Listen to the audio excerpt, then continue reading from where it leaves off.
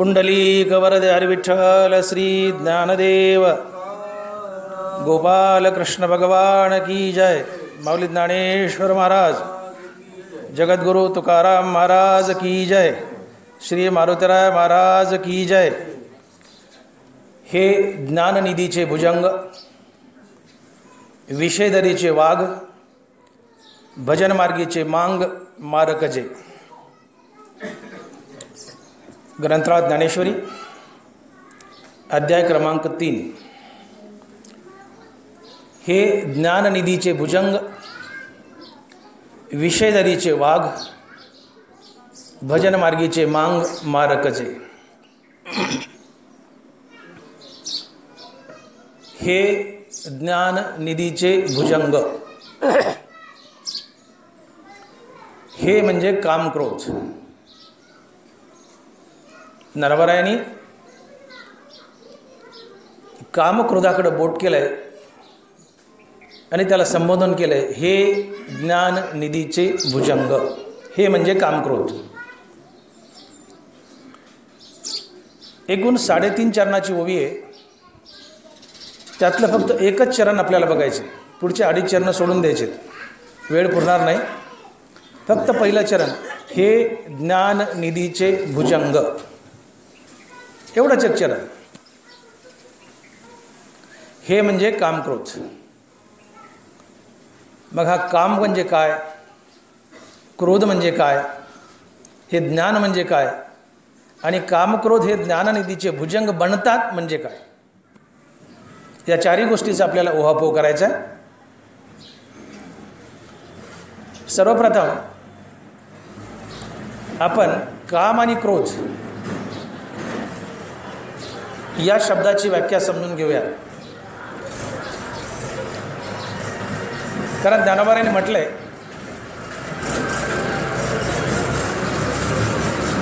की हे ज्ञाननिधीचे भुजंग।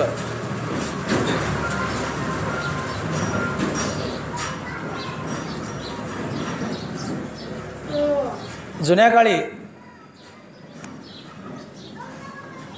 जमिनीमध्ये गुप्त ठिकाणी धन पुरून ठेवण्याची पद्धत होती, आणि त्या धनावर एक कणकीचा साप बनवून ठेवायचे,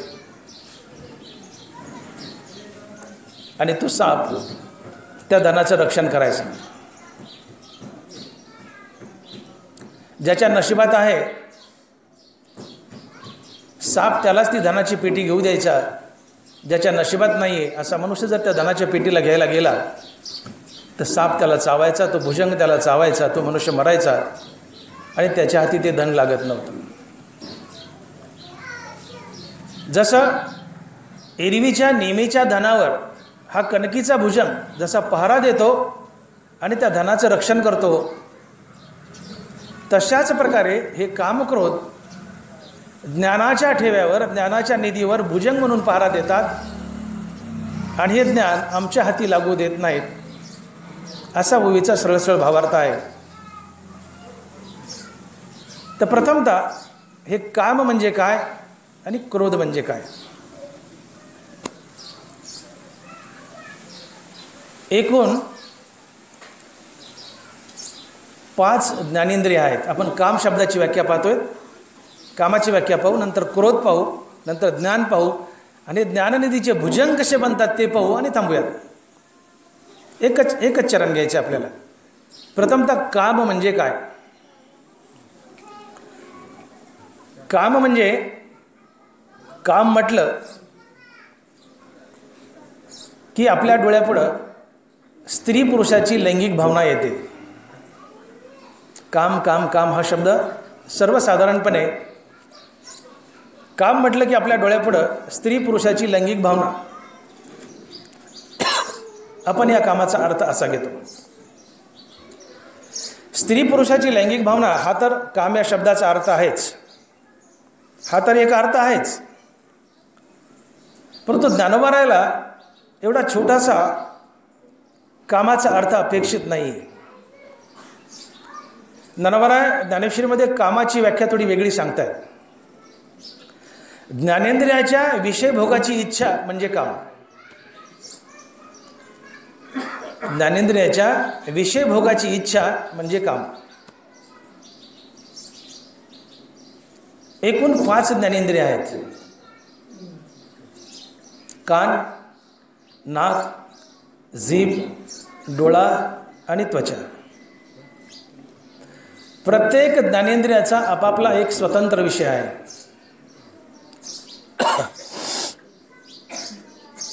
शब्द हा कानाचा विषय आहे. ज्ञानोबा बोलले, देखे शब्दाची व्याप्ती, निंदा आणि स्तुती, तिथं द्वेष उपजती श्रवणाद्वारे. शब्द हा कानाचा विषय आहे. गंध हा नाकाचा विषय. सुगंधू आणि दुर्गंधू हा परिमळाचा भेदू, घ्राणाशी विषादू तोषू देता. गंध हा नाकाचा विषय. चव हा जिभेचा विषय. चव अर्थात रस.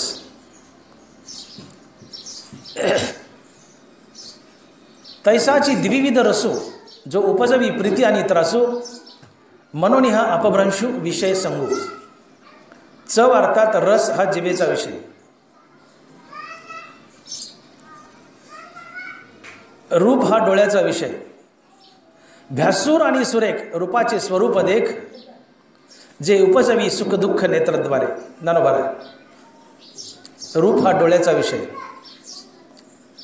आता राहिली त्वचा, तर स्पर्श हा त्वचेचा विषय. मृदू आणि कठीण स्पर्शाचे 2 गुण, जे वपूचे ने कारण संतोष खेदा. स्पर्श हा त्वचेचा विषय आहे. एकूणी 5 ज्ञानेंद्रिय आहेत आणि प्रत्येक ज्ञानेंद्रियाचा आपापला एक स्वतंत्र विषय आहे. आपण कान या ज्ञानेंद्रियाचं उदाहरण घेऊ. वेळ मिळालाच तर उरलेली ज्ञानेंद्रिय हे बघू. पण वेळेचा विचार करून झाला सगळ्या ज्ञानेंद्रियाचा विचार करणं तर करूयात, पण तूर्त कान या ज्ञानेंद्रियाचा विचार करूयात आणि काम या शब्दाची व्याख्या पाहूयात की काम म्हणजे काय. शब्द हा कानाचा विषय. शब्द हे 2 प्रकारचे, एक स्तुतीपर आणि एक निंदापर. देखे शब्दाची व्याप्ती, निंदा आणि स्तुती, तिथं द्वेष उपजती श्रवणाद्वारे. ज्ञानोबा. शब्द हा कानाचा विषय. शब्द 2 प्रकारचे, एक स्तुतीपर आणि एक निंदापर. स्तुतीपर शब्द कानाच्या आवडीचा विषय आणि निंदापर शब्द कानाच्या नावडीचा विषय. आता बघा, तासभरानं माझं प्रवचन संपलं की बरीचशी माणसं, त्यातली काही माणसं महाराजाची स्तुती करणारे असतात, काही माणसं निंदा करणारे असतात, काही फुलाच्या माळा घालतात, काही खेटराच्या माळा घालतात. माणसं आहेत ती. कोणी स्तुती करतील, कोणी निंदा करतील. आता माझं प्रवचन संपलं की 10-5 माणसं माझ्याकडे येतील, मला घराडा घालतील आणि माझी स्तुती करतील. बाबा डॉक्टर मोठे साहेब, डॉक्टर भागवतराव मोठे, काय प्रवचन केलं वा तुम्ही. बाबा अशी ज्ञानेश्वरी कुणाला सांगताच येत नाही हो. फारच सखोलताय, काय छान ज्ञानेश्वरी सांगता हो तुम्ही. फारच छान प्रवचन केलं, फारच सुंदर ज्ञानेश्वरी सांगता हो, अशी माझी स्तुती करतील. स्तुती ही कानाला प्रिय आहे. स्तुतीपर शब्द कानाला आवडतो. समोरच्याने माझी स्तुती केली की मला गुदगुल्या होतील. स्तुती ऐकायला मेलेला मनुष्यही गडीवर उठेल, स्तुती ऐकेल पुन्हा मरेल, इतकी स्तुती माणसाला प्रिय आहे.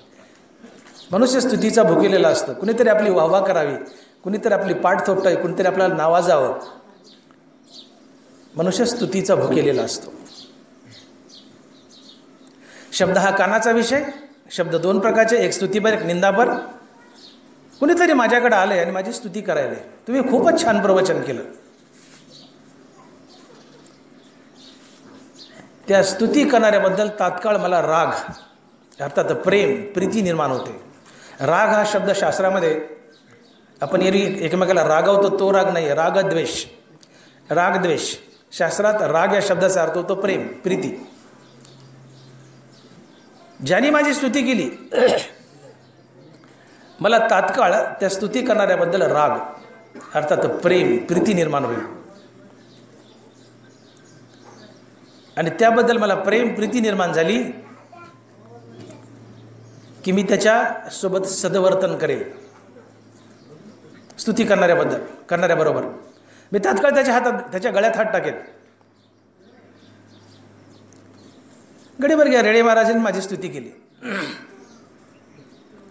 मी तात्काळ रेडे महाराजाच्या गळ्यात हात टाकेल. आणि महाराजाला विचार, महाराज आपण कुठले? डॉक्टर साहेब मी इथला देवळ्याचाच. काय करता? काय नाही महाराज, छोटा मोठा शेती आहे. किती शेती आहे? 10-20 एकर. कापूस किती आहे? 5 एकर. मुलं बाळं काय करतात? वगैरे वगैरे.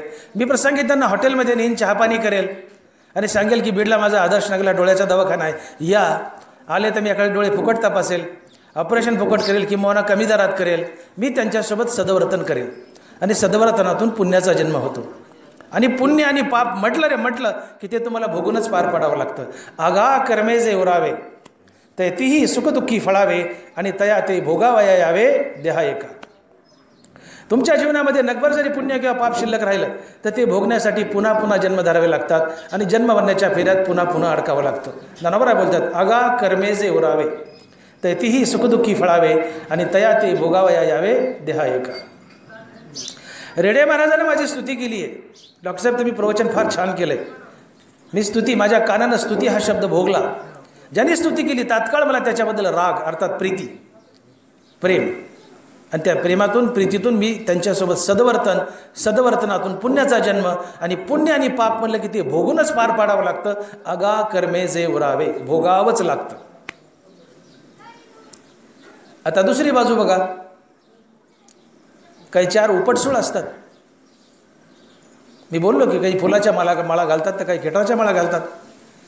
4 जण माझ्याकडे येतील आणि म्हणतील माझी टिंगल करण्यासाठी, माझी निंदा करण्यासाठी, अहो डॉक्टर साहेब ज्याचा धंदा त्यानेच करावा, तुम्ही कशाला नादाला लागले इकडं, हे काय तुमचं काम आहे का?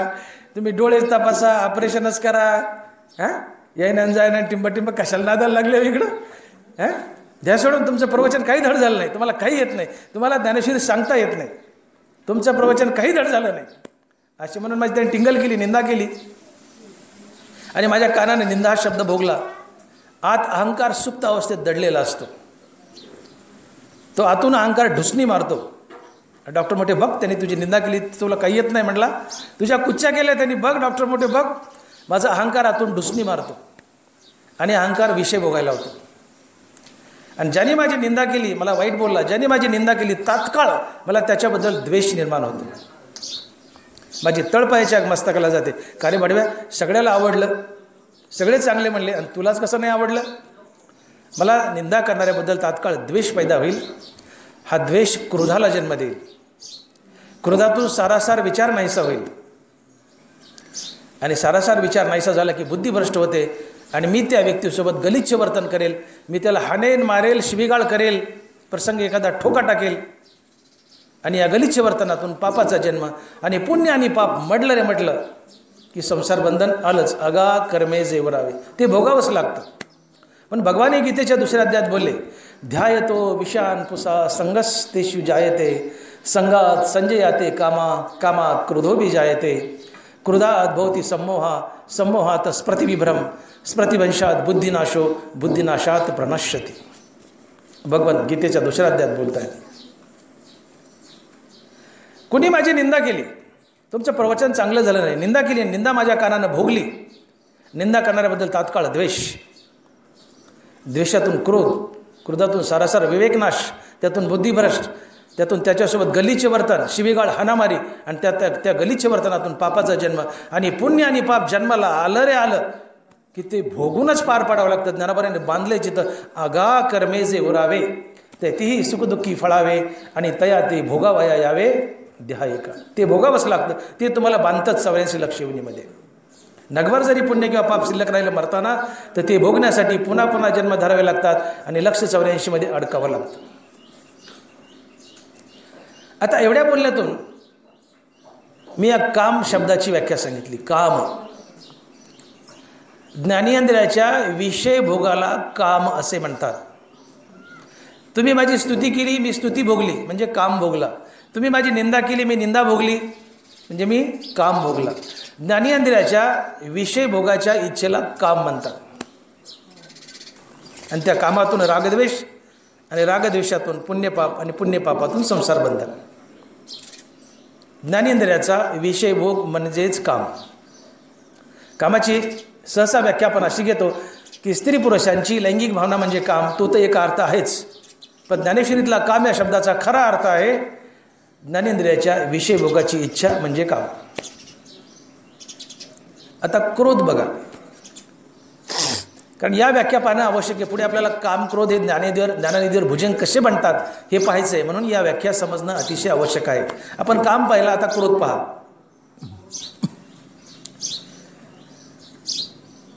क्रोधाचा जन्म सातत्याने कामातूनच होतो. क्रोधाला स्वतंत्र जन्मच नाही. आता बघा, थोडंसं मागे या. तुम्ही माझी निंदा केली, तुम्ही मला वाईट बोलले, तुमचं प्रवचन चांगलं झालं नाही असं म्हटले. ज्याने निंदा केली मला अहंकारातून डुसणी मारतो. डॉक्टर म्हणे बघ त्याने तुझी निंदा केली, तुला आलं नाही म्हणलं, बघ तुला एवढा वाईट बोलला, तुझी निंदा केली. ज्याने माझी निंदा केली या अहंकारानं आतून डुसणी मारल्यामुळे हा विषय भोगायला लावला. आणि ज्याने निंदा केली त्याच्याबद्दल मला तात्काळ द्वेष. माझा माथा ठणकतो, तळपायच्या मस्काला जाते. माझी निंदा केली, कुच्चा केल्या. मी ज्ञानेंद्रियाचा विषय भोगला, निंदा हा विषय भोगला माझ्या कानानं, म्हणजे काम भोगला. आणि या निंदेतून अर्थात कामातून क्रोधाचा जन्म झाला. ज्यांनी माझी निंदा केली हा निंदा शब्द मी भोगला. ज्यांनी निंदा केली त्याच्याबद्दल द्वेष, द्वेषातून क्रोध. मी निंदा भोगली म्हणजे कामच भोगला. द्वेषातून क्रोध म्हणजे कामातूनच क्रोध जन्माला आला. याचा अर्थ क्रोध हा सातत्याने कामातूनच जन्म घेतो, क्रोधाला स्वतंत्र जन्मच नसतो. भगवान बोलले ध्यायतो विषान पुसा संगस्तेषु जायते संगात संजयाते कामा कामात क्रोधोभी जायते. काय बोलतात भगवान? कामात क्रोधोभी जायते. कामातूनच क्रोधाचा जन्म आहे, क्रोधाला स्वतंत्र जन्मच नाही. येईल पुढे येईल ते. काम हा क्रोधाला जन्म देतो, क्रोधाला स्वतंत्र जन्मच नसतो. आणि म्हणून तुकोबाराय बोलले की कामाची नाही ते क्रोधाची कायचं आणि ते कायचे भांडण रे. तुम्ही जर ज्ञानेंद्रियाचा विषय अर्थात कामाचा भोगला नाही तर क्रोध जन्माला येईलच कुठून म्हणले. कारण क्रोधाचा जन्म हा कामातून आहे, कामातून क्रोधाचा जन्म आणि मग क्रोधामुळे भांडण आहे. कामाची नाही ते तर क्रोधाची कायचा आणि ते कायचे भांडण रे. ज्ञानोबराय बोलले काम वैरी झाला ठाणोरी ते तर सरली वारी क्रोधाची. मुळाचे तोडणे जैसे होय शाखा उद्देशे कामो नाशले नि नाशे क्रोधो तैसा. तुम्हाला एखाद्या झाडाचे मूळ तोडायचे, तुम्ही झाडावर चढले, तुम्हाला कोणी सांगितले झाडाच्या फांद्या तोडायच्या.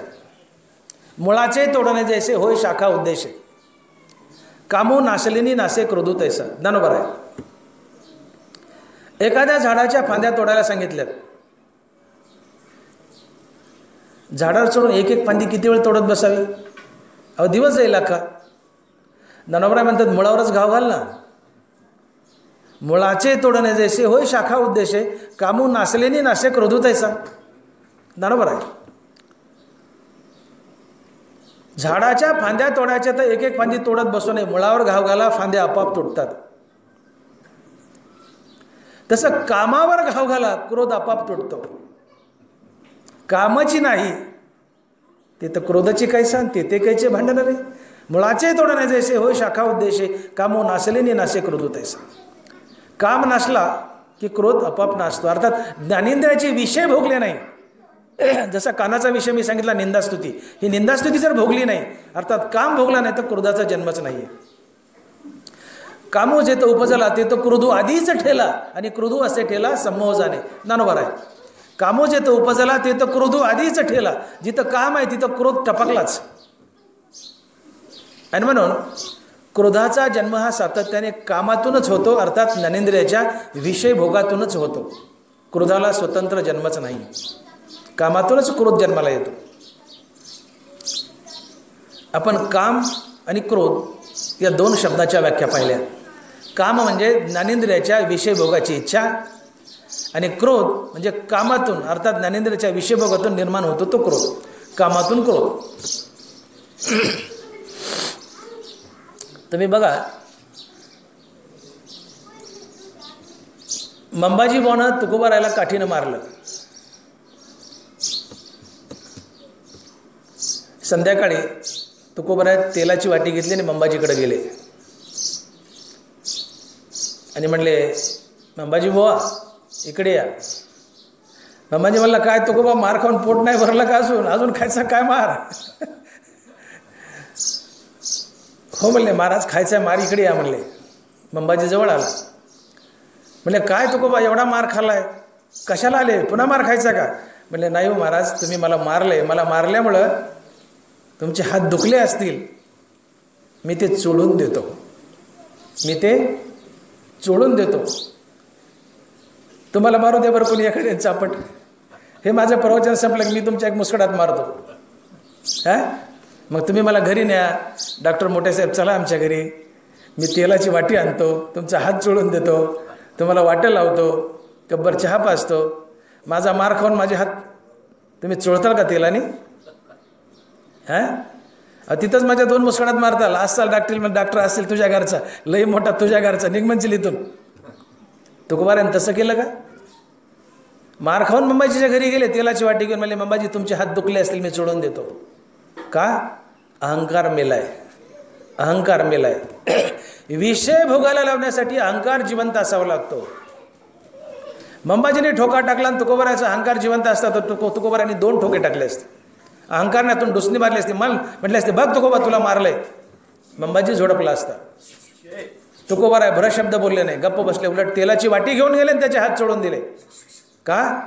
तुकोबारायला क्रोध आला नाही. का? अहंकार मेलाय. विषय भोगायला लावण्यासाठी आत अहंकार जिवंत असावा लागतो. तुकोबारायचा अहंकार मेलाय, म्हणून विषय भोग नाहीये. ज्ञानोबारायची झोळी फाडली विसोबा खेचरानं, वाळीत टाकले या 4 भावंडांना, आणि झोळीत जे काही अन्न आणलंय मागून ती झोळी फाडून ते अन्न मातीत सांडवलं. ज्ञानोबाराय भरशब्द बोलले नाही. उलट त्या विसोबाला एवढा मोठा संत बनवला की तो पुढे नामदेव महाराजचा गुरु झाला. अपकार करणाऱ्यावर उपकार करतो तो संत असतो. अपकार करणाऱ्यावर उपकार करतो तो संत असतो. वाळीत टाकले, झोळी फाडली, धान्य सांडले, भरशब्द नाही. ज्ञानोबाराय गप्प आहेत. विसोबा जुलूम करतोय, ज्ञानोबाराय गप्प आहेत. का? अहंकार मेलाय. पठाण वेशीत बसलाय, नाथांना गंगा स्नान करावं आणि यावं. पठाणानं तोपर्यंत पान खाऊन थुंका तोंडात जमा करावा, आणि नाथ वेशीत आली की पचकन पानाचा थुंका नाथाच्या अंगावर थुंकावा. नाथानं भरशब्द बोलू नये, गुपचूप माघारी जावं, पुन्हा गंगा स्नान करावं, पुन्हा वेशीत यावं. पठाण तोपर्यंत थुंका जमा करून बसलेलाच होता. नाथ परत आले गंगा स्नान करून, याने पुन्हा थुंकावं, नाथानं पुन्हा परत जावं. असं 108 वेळा घडलं. 108. नाथ कंटाळे नाही. पठाण थुंकत होता, नाथ गंगा स्नान करून येत होते. पठाण थुंकत होता, नाथ गंगा स्नान करून येत होते. भरत शब्द बोलले नाही नाथ कंटाळे नाही. पठाण कंटाळा, पठाणाच्या तोंडातला थुका संपला. थुकू त्याच्या तोंडातला थुका संपला. नाथ कंटाळे नाही. पठाण कंटाळा, नाथ कंटाळे नाही. आणि नाही ते वाचाळ नाथाला बोलत होता थुंकून.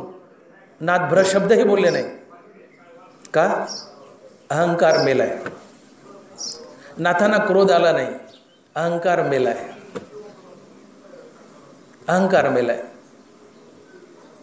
नाथ ज्ञानेंद्रियाचे विषय भोगत नव्हते.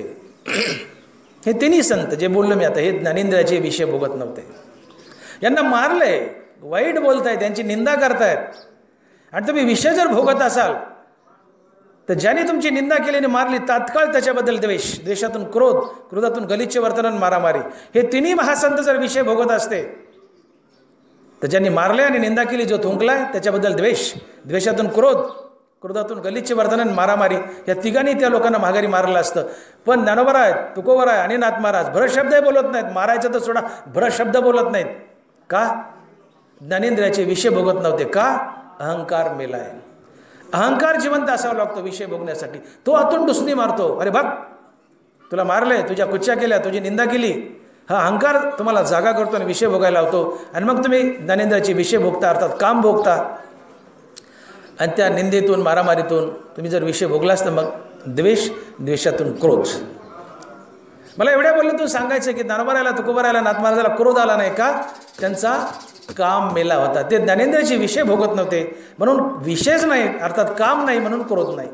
काम भोगला तरच क्रोध आहे. क्रोधाचा जन्म कामातूनच आहे.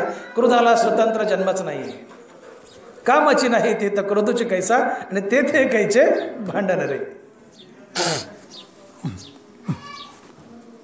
एखादा वेडा माणूस आहे,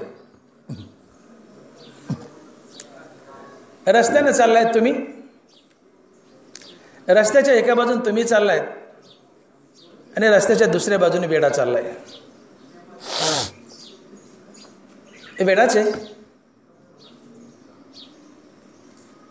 तुम्ही जर तुमच्या बाजूने गुपचूप चालत गेले आणि त्या येड्याला खवळलं नाही तर ते येडे गपचूप जातं, ते काही करत नाही. पण त्या येड्याला जर खवळलं, बघा येड्याला खवळून एखादी बार कशी मजा येते. तुम्ही येड्याला खवळून बघा. गोटान तुम्ही संगच, गोटान तुम्ही संगच, तुम्ही येड्याला खवळून बघा. आम्ही लिंबारोई ते नवगणराजुरी मधल्या मार्गे 5 किलोमीटर अंतर आहे. 5वी ते 10वी हे 6 वर्ष, 5-6 वर्ष जे असेल ते दररोज 5 किलोमीटर चालत जायचं राजुरीला, नवगणराजुरीला आणि परत यायचं. जाताना आम्हाला नगर रोड लागायचा. राजुरीच्या जवळ गेल्यावर तिथे एक येडा माणूस गाई चारायचा. 10-5 गाई असायच्या. त्याचा नित्य उद्योगच होता गाई चारायचा. आणि आमचे 5-50 मुलं होते दररोज जाणं येणं करणं, 50-60 मुलं. आमच्या 50-60 मुलाच्या घोळक्यात 2-3 मुलं खोडील होते. खोडील होते आणि हमेशा शेंड्याला असायचे. चालताना शेंड्याला असायचे घोळक्याच्या. नगर रोड लागला की तो गाई चारणारा माणूस येडा मला आढळायचा. आता त्याची काही चीड होती. त्या येड्यापाशी गेलं की ह्या पोरांनी त्याला खणवायचं, त्या येड्याला करायचं, येडं टाव करायचं, ते खुणायचं, ते असं बघायचं आमच्याकडं. तेवढ्यावर ते थांबायचं. पण त्याची चीड होती पांगीचं गठुडं. त्याची चीड होती पांगीचं गठुडं म्हणायचं. आणि त्याला म्हणायचं पांगीचं गठुडं. हा शब्द कानावर पडला त्याने गोटा घ्यायचा आणि आमच्या 50 मुलाच्या घोळक्यात गोटा टाकायचा. तो कुणाला लागायचा आणि कुठं लागायचा पत्ता नाही. देव जाणे. पोरगं जाईबंदीच. पाठ काय, डोकं काय, कंबर काय, कुठंही टप्पू बसायचा. पांगीचं गोठडं बनायचं आणि पळून जायचं. त्या बदमाश पोरांनी पळून जायचं. मागच्या 50 पोराला दगड लागायचं. मला सांगा, येडा माणूस ज्याला काही कळत नाही, ज्याला काही कळत नाही, त्या येड्याला सुद्धा निंदा सहन होत नाही. चांगल्या माणसाला तर सोडा,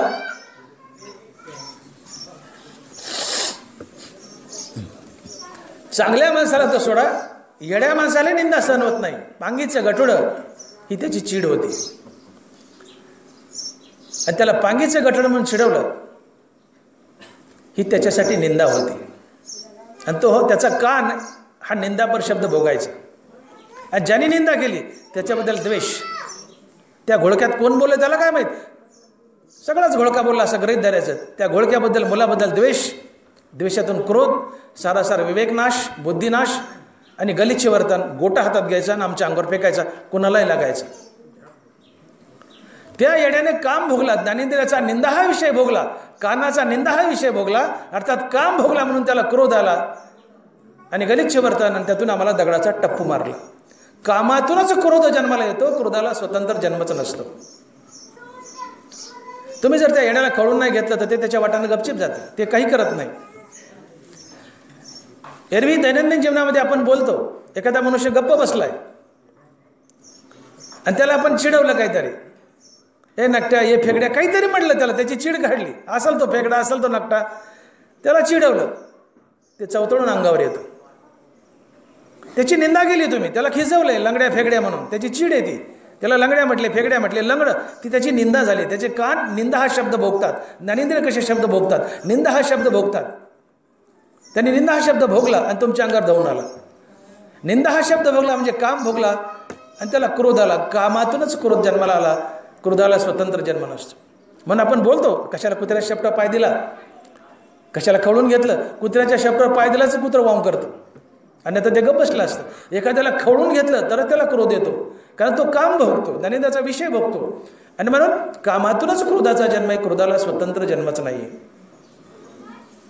एखादी सासू आहे, एखादी सून आहे.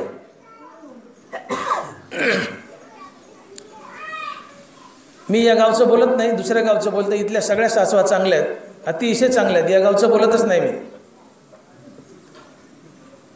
काय पोट भरतं माहीत नाही, पण सासूला सवय असते.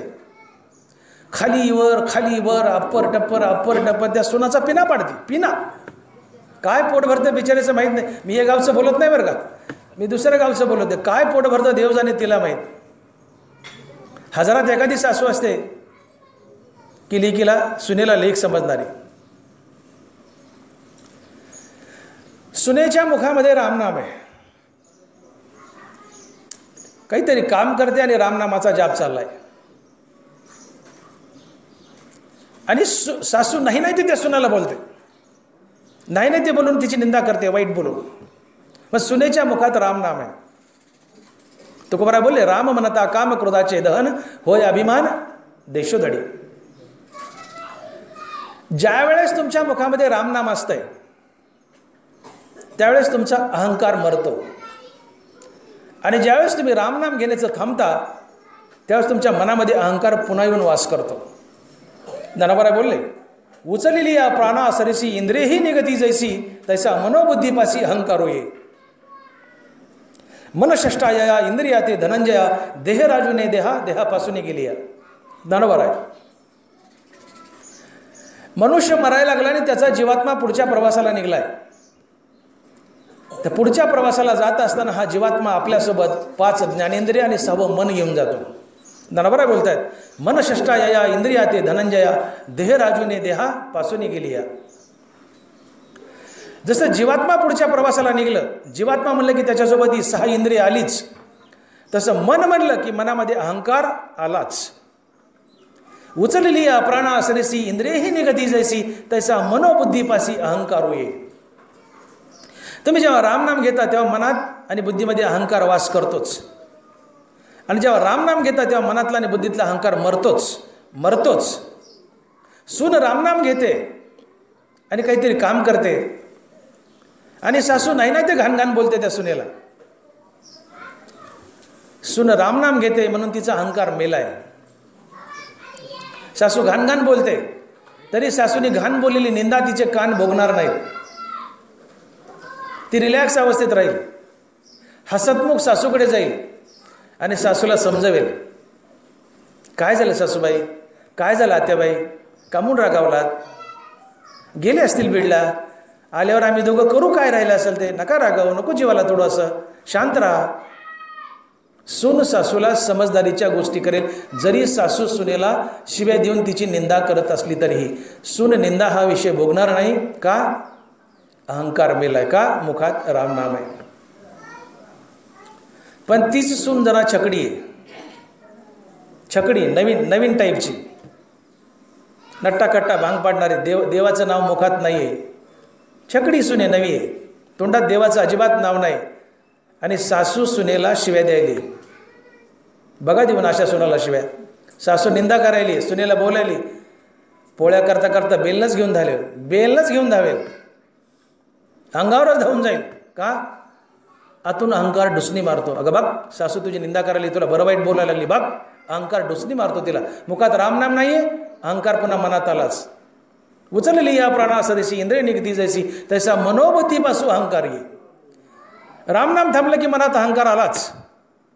सासू निंदा करते, वाईट बोलते, अहंकारातून डुसणी मारतो. बघ, सासू वाईट बोलायली, चपात्या सोडते आणि सासूकडे धावत जाते, का बोलायलात, काय चुकलंय माझं, अंगावर जाईल. पहिली सून समजदारीच्या गोष्टी करते, अहंकार मेलाय, मुखात रामनाम आहे. सासूबाई नका रागू, करू आम्ही, नका जिबाल तोडू. पहिली रामनामावाली, जिच्या तोंडात रामनाम नाही ती बेलनं घेऊन धावेल. काय चुकलंय, काय कमी केलंय, माझ्या बापाने एवढं दिलंय तेवढं दिलंय, फुकट आले का. सासूचा पान उतारा करेल. का? अहंकारानं डुसणी मारली, निंदा हा शब्द कानाला भोगायला लावला, त्यातून साधूबद्दल सासूबद्दल द्वेष, देशातून क्रोध आणि क्रोधातून सासू सुनाचं भांडण. तात्पर्य या सगळ्या गोष्टीतून, या बोलण्यातून मला एवढं सांगायचे की क्रोधाला स्वतंत्र जन्मच नाही आहे. क्रोध हा सातत्याने कामातूनच जन्म घेतो. ज्ञानेंद्रियच्या विषयभोगातून, ज्ञानेंद्रियच्या विषयभोगालाच काम म्हणतात आणि या कामातूनच क्रोध जन्माला येतो. आणि हे काम क्रोध जाऊन ज्ञाननिधीवर बसतात आणि भुजंग म्हणून पहारा देतात. आता हे ज्ञान म्हणजे काय? आपण काम आणि क्रोधाची व्याख्या पाहिली. हेच काम क्रोध ज्ञाननिधीवर जाऊन भुजंग म्हणून बसतात आणि इथं पहारा देऊन आमचंच आत्मज्ञान आम्हाला प्राप्त होऊ देत नाहीत. हे ज्ञाननिधीचे भुजंग. हे काम क्रोध ज्ञाननिधीवर भुजंग म्हणून पहारा देतात. म्हणजे नेमकं काय करतात आणि आमचं आत्मज्ञान आम्हाला आमच्या हाती का लागू देत नाहीत आणि मोक्षापासून वंचित का ठेवतात, हा विषय आपला. आता तत्परी ज्ञान म्हणजे काय आपण पाहूयात की ज्ञान कशाला म्हणावं. हे ज्ञाननिधीचे भुजंग, कामक्रोध हे ज्ञाननिधीचे भुजंग आहेत. हे ज्ञान म्हणजे काय? ज्ञान या शब्दाचा सरळ अर्थ होतो आत्मज्ञान. परमात्मा ऐसे जे एक वस्तू असे ते जया दिसे ज्ञानास्तव. ज्ञानवर आहे. परमात्मा ऐसे जे एक वस्तू असे ते जया दिसे ज्ञानास्तव. ज्या गोष्टीने परमात्मा दिसतो किंवा ज्या ज्ञानाने परमात्मा दिसतो त्या ज्ञानाला आत्मज्ञान म्हणतात. देव पाहायचा आहे, देव भेटावासा वाटतो, तर तुम्हाला आत्मज्ञान व्हावं लागतं. आणि हे आत्मज्ञान म्हणजे काय? ज्ञान म्हणजेच आत्मज्ञान. तर मी देह नसून आत्मा आहे अशा बोधावर आरूढ होणं म्हणजे आत्मज्ञान. मी देह आणि देह संबंधीनं माझं, मी देह आणि देह संबंधीनं माझं म्हणजे अज्ञान.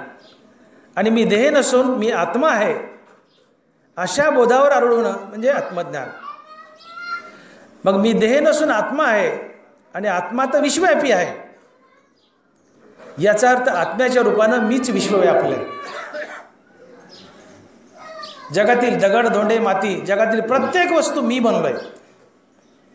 मी देह नसून मी आत्मा आहे, आत्मा विश्वव्यापी आहे. आत्मा विश्वव्यापी आहे आणि मी आत्मा आहे, तर आत्म्याच्या रूपानं मीच विश्व व्यापले. जगातील प्रत्येक चराचर वस्तू मीच बनलोय. नर नारी बाळे अवघा नारायण ऐसे माझे मन करी देवा. धरिली सोंगे येणे अवघी पांडुरंगे. जे जे दृष्टी दिसे ते ते हरिरूप. आदी ब्रह्मा करुणी शेवटी मशक धरुणी माझी समस्त जाणुनी स्वरूप माझे. ब्रह्मदेवापासून तर किड्यामुंगीपर्यंत डोळ्याला दिसणारी प्रत्येक वस्तू ही भगवंत आहे, पांडुरंग आहे. जगातील प्रत्येक वस्तू म्हणजे पांडुरंगानं धरलेलं सोंग आहे. धरिली सोंगे येणे अवघी पांडुरंगे. डोळ्याला दिसणारी प्रत्येक वस्तू हा भगवंत आहे, परमात्मा आहे.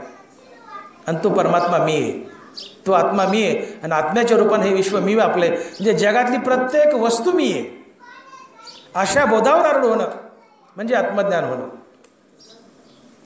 माझी मारुती कार बाजूला उभी आहे. तुमच्यापैकी कुणी जर उठलं आणि माझी गाडी उचलून नेली आणि आयुष्यभर वापरली तर मी भ्रशब्दही बोलू नये. ती गाडी मीच वापरली, तुम्ही नेली उचलून आणि तुम्ही वापरली, माझी आहे, तुम्ही नेली आणि वापरली, तर मी समजावं ती मीच वापरली, याला म्हणतात आत्मज्ञान होणं. आणि हे फार अवघड आहे. इथपर्यंत जाणं अवघड आहे आणि म्हणून देव भेटत नाही. गाडीला हात लावला तर आम्ही ठोका टाकतो, तर गाडी उचलून नेलो आम्ही गप्प बसू का? अहो, जगातील प्रत्येक वस्तू जर मी बनलोय, हे अद्वैत आहे. मी डॉक्टर मोठे आणि तुम्ही श्रोते हा भावच नसतो. मी डॉक्टर मोठे आणि तुम्ही डॉक्टर मोठे, मी पांडुरंग आणि तुम्ही पांडुरंग. मी आत्मा आहे आणि आत्मा विश्वव्यापी म्हणजे जगातली प्रत्येक वस्तू मी बनलोय. किंबहुना चराचर आपणची झाला, किंबहुना चराचर आपणची झाला. जगातली प्रत्येक चराचर प्रत्येक वस्तू मी झालोय. मग माझी गाडी मी वापरली काय, तुम्ही वापरली काय? पर्यायाने मीच वापरली. बघा तुम्ही, वेशीत बसलेला पठाण नाथांच्या अंगावर 108 वेळा थुंकला. आपल्या नजरेत पठाण नाथाच्या अंगावर थुंकत होता, नाथाच्या नजरेत पठाण थुंकत नव्हता, नाथच नाथाच्या अंगावर थुंकत होते. आणि म्हणून नाथाला क्रोध येत नव्हता. मी बोलतोय सहज माझा थुंका माझ्या हातावर पडला, मला क्रोध येईल का? पण तुम्ही येऊन थुंकले तर मला साहजिक क्रोध येईल. आपला थुका आपल्या हातात पडला, आपल्याला क्रोध येत नाही, पण दुसरं कोणी थुकलं क्रोध येतं. आपल्या नजरेत पठाण नाथाच्या अंगावर थुंकत होता, पण नाथाच्या नजरेत नाथच नाथाच्या अंगावर थुंकत होते. का? नाथ संत होते. संत हा विश्वव्यापी असतो, संत हा आत्मा असतो आणि आत्मा विश्वव्यापी असतो. म्हणजे नाथ हे विश्वव्यापी होते. जगातील प्रत्येक वस्तू नाथ बनले होते. नाथ पांडुरंग झाले. पांडुरंग विश्वव्यापी आहे. बोललोच मी की धरिली सोंगे येणे अवघी पांडुरंगे. जगातली प्रत्येक वस्तू म्हणजे पांडुरंगानं धरलेलं सोंग आहे. हे तुम्ही माझ्या पुढे बसलेत म्हणजे पांडुरंगानं धरलेलं सोंग आहे. तुम्ही पांडुरंगच आहात. फक्त अहंकारात बद्ध आहे म्हणून खरे पांडुरंग नाहीत, खोटे पांडुरंग आहेत. अहंकार टाका तुम्ही पांडुरंगच आहेत. अहंकार गेला तुका म्हणे देव झाला. तुम्ही पांडुरंगच आहात. जगातली प्रत्येक वस्तू हा देव आहे. चराचर जगत परमात्मा स्वरूप पाहणं म्हणजे आत्मज्ञान. नाथ संत होते, नाथ आत्मा होते.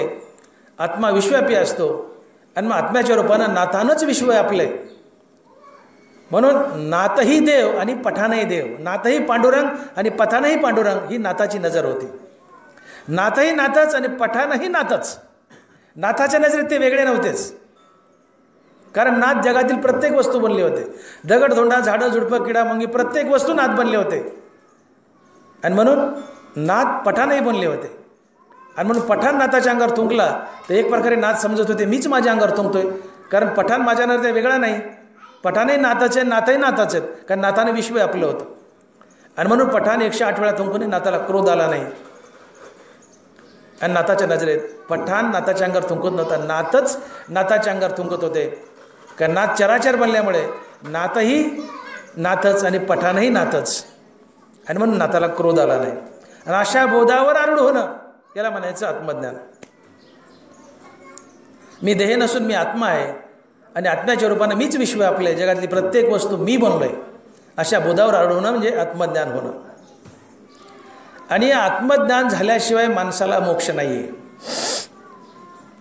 ज्ञाने विना मोक्ष नाही हा सिद्धांत वेद बोले हात उभारोने. ज्ञाने विना मोक्ष नाही हा सिद्धांत वेद बोले हात उभारोने. नामदेव महाराज. जोपर्यंत हे आत्मज्ञान आम्हाला होत नाही तोपर्यंत आम्हाला मोक्षाची प्राप्ती नाही आहे.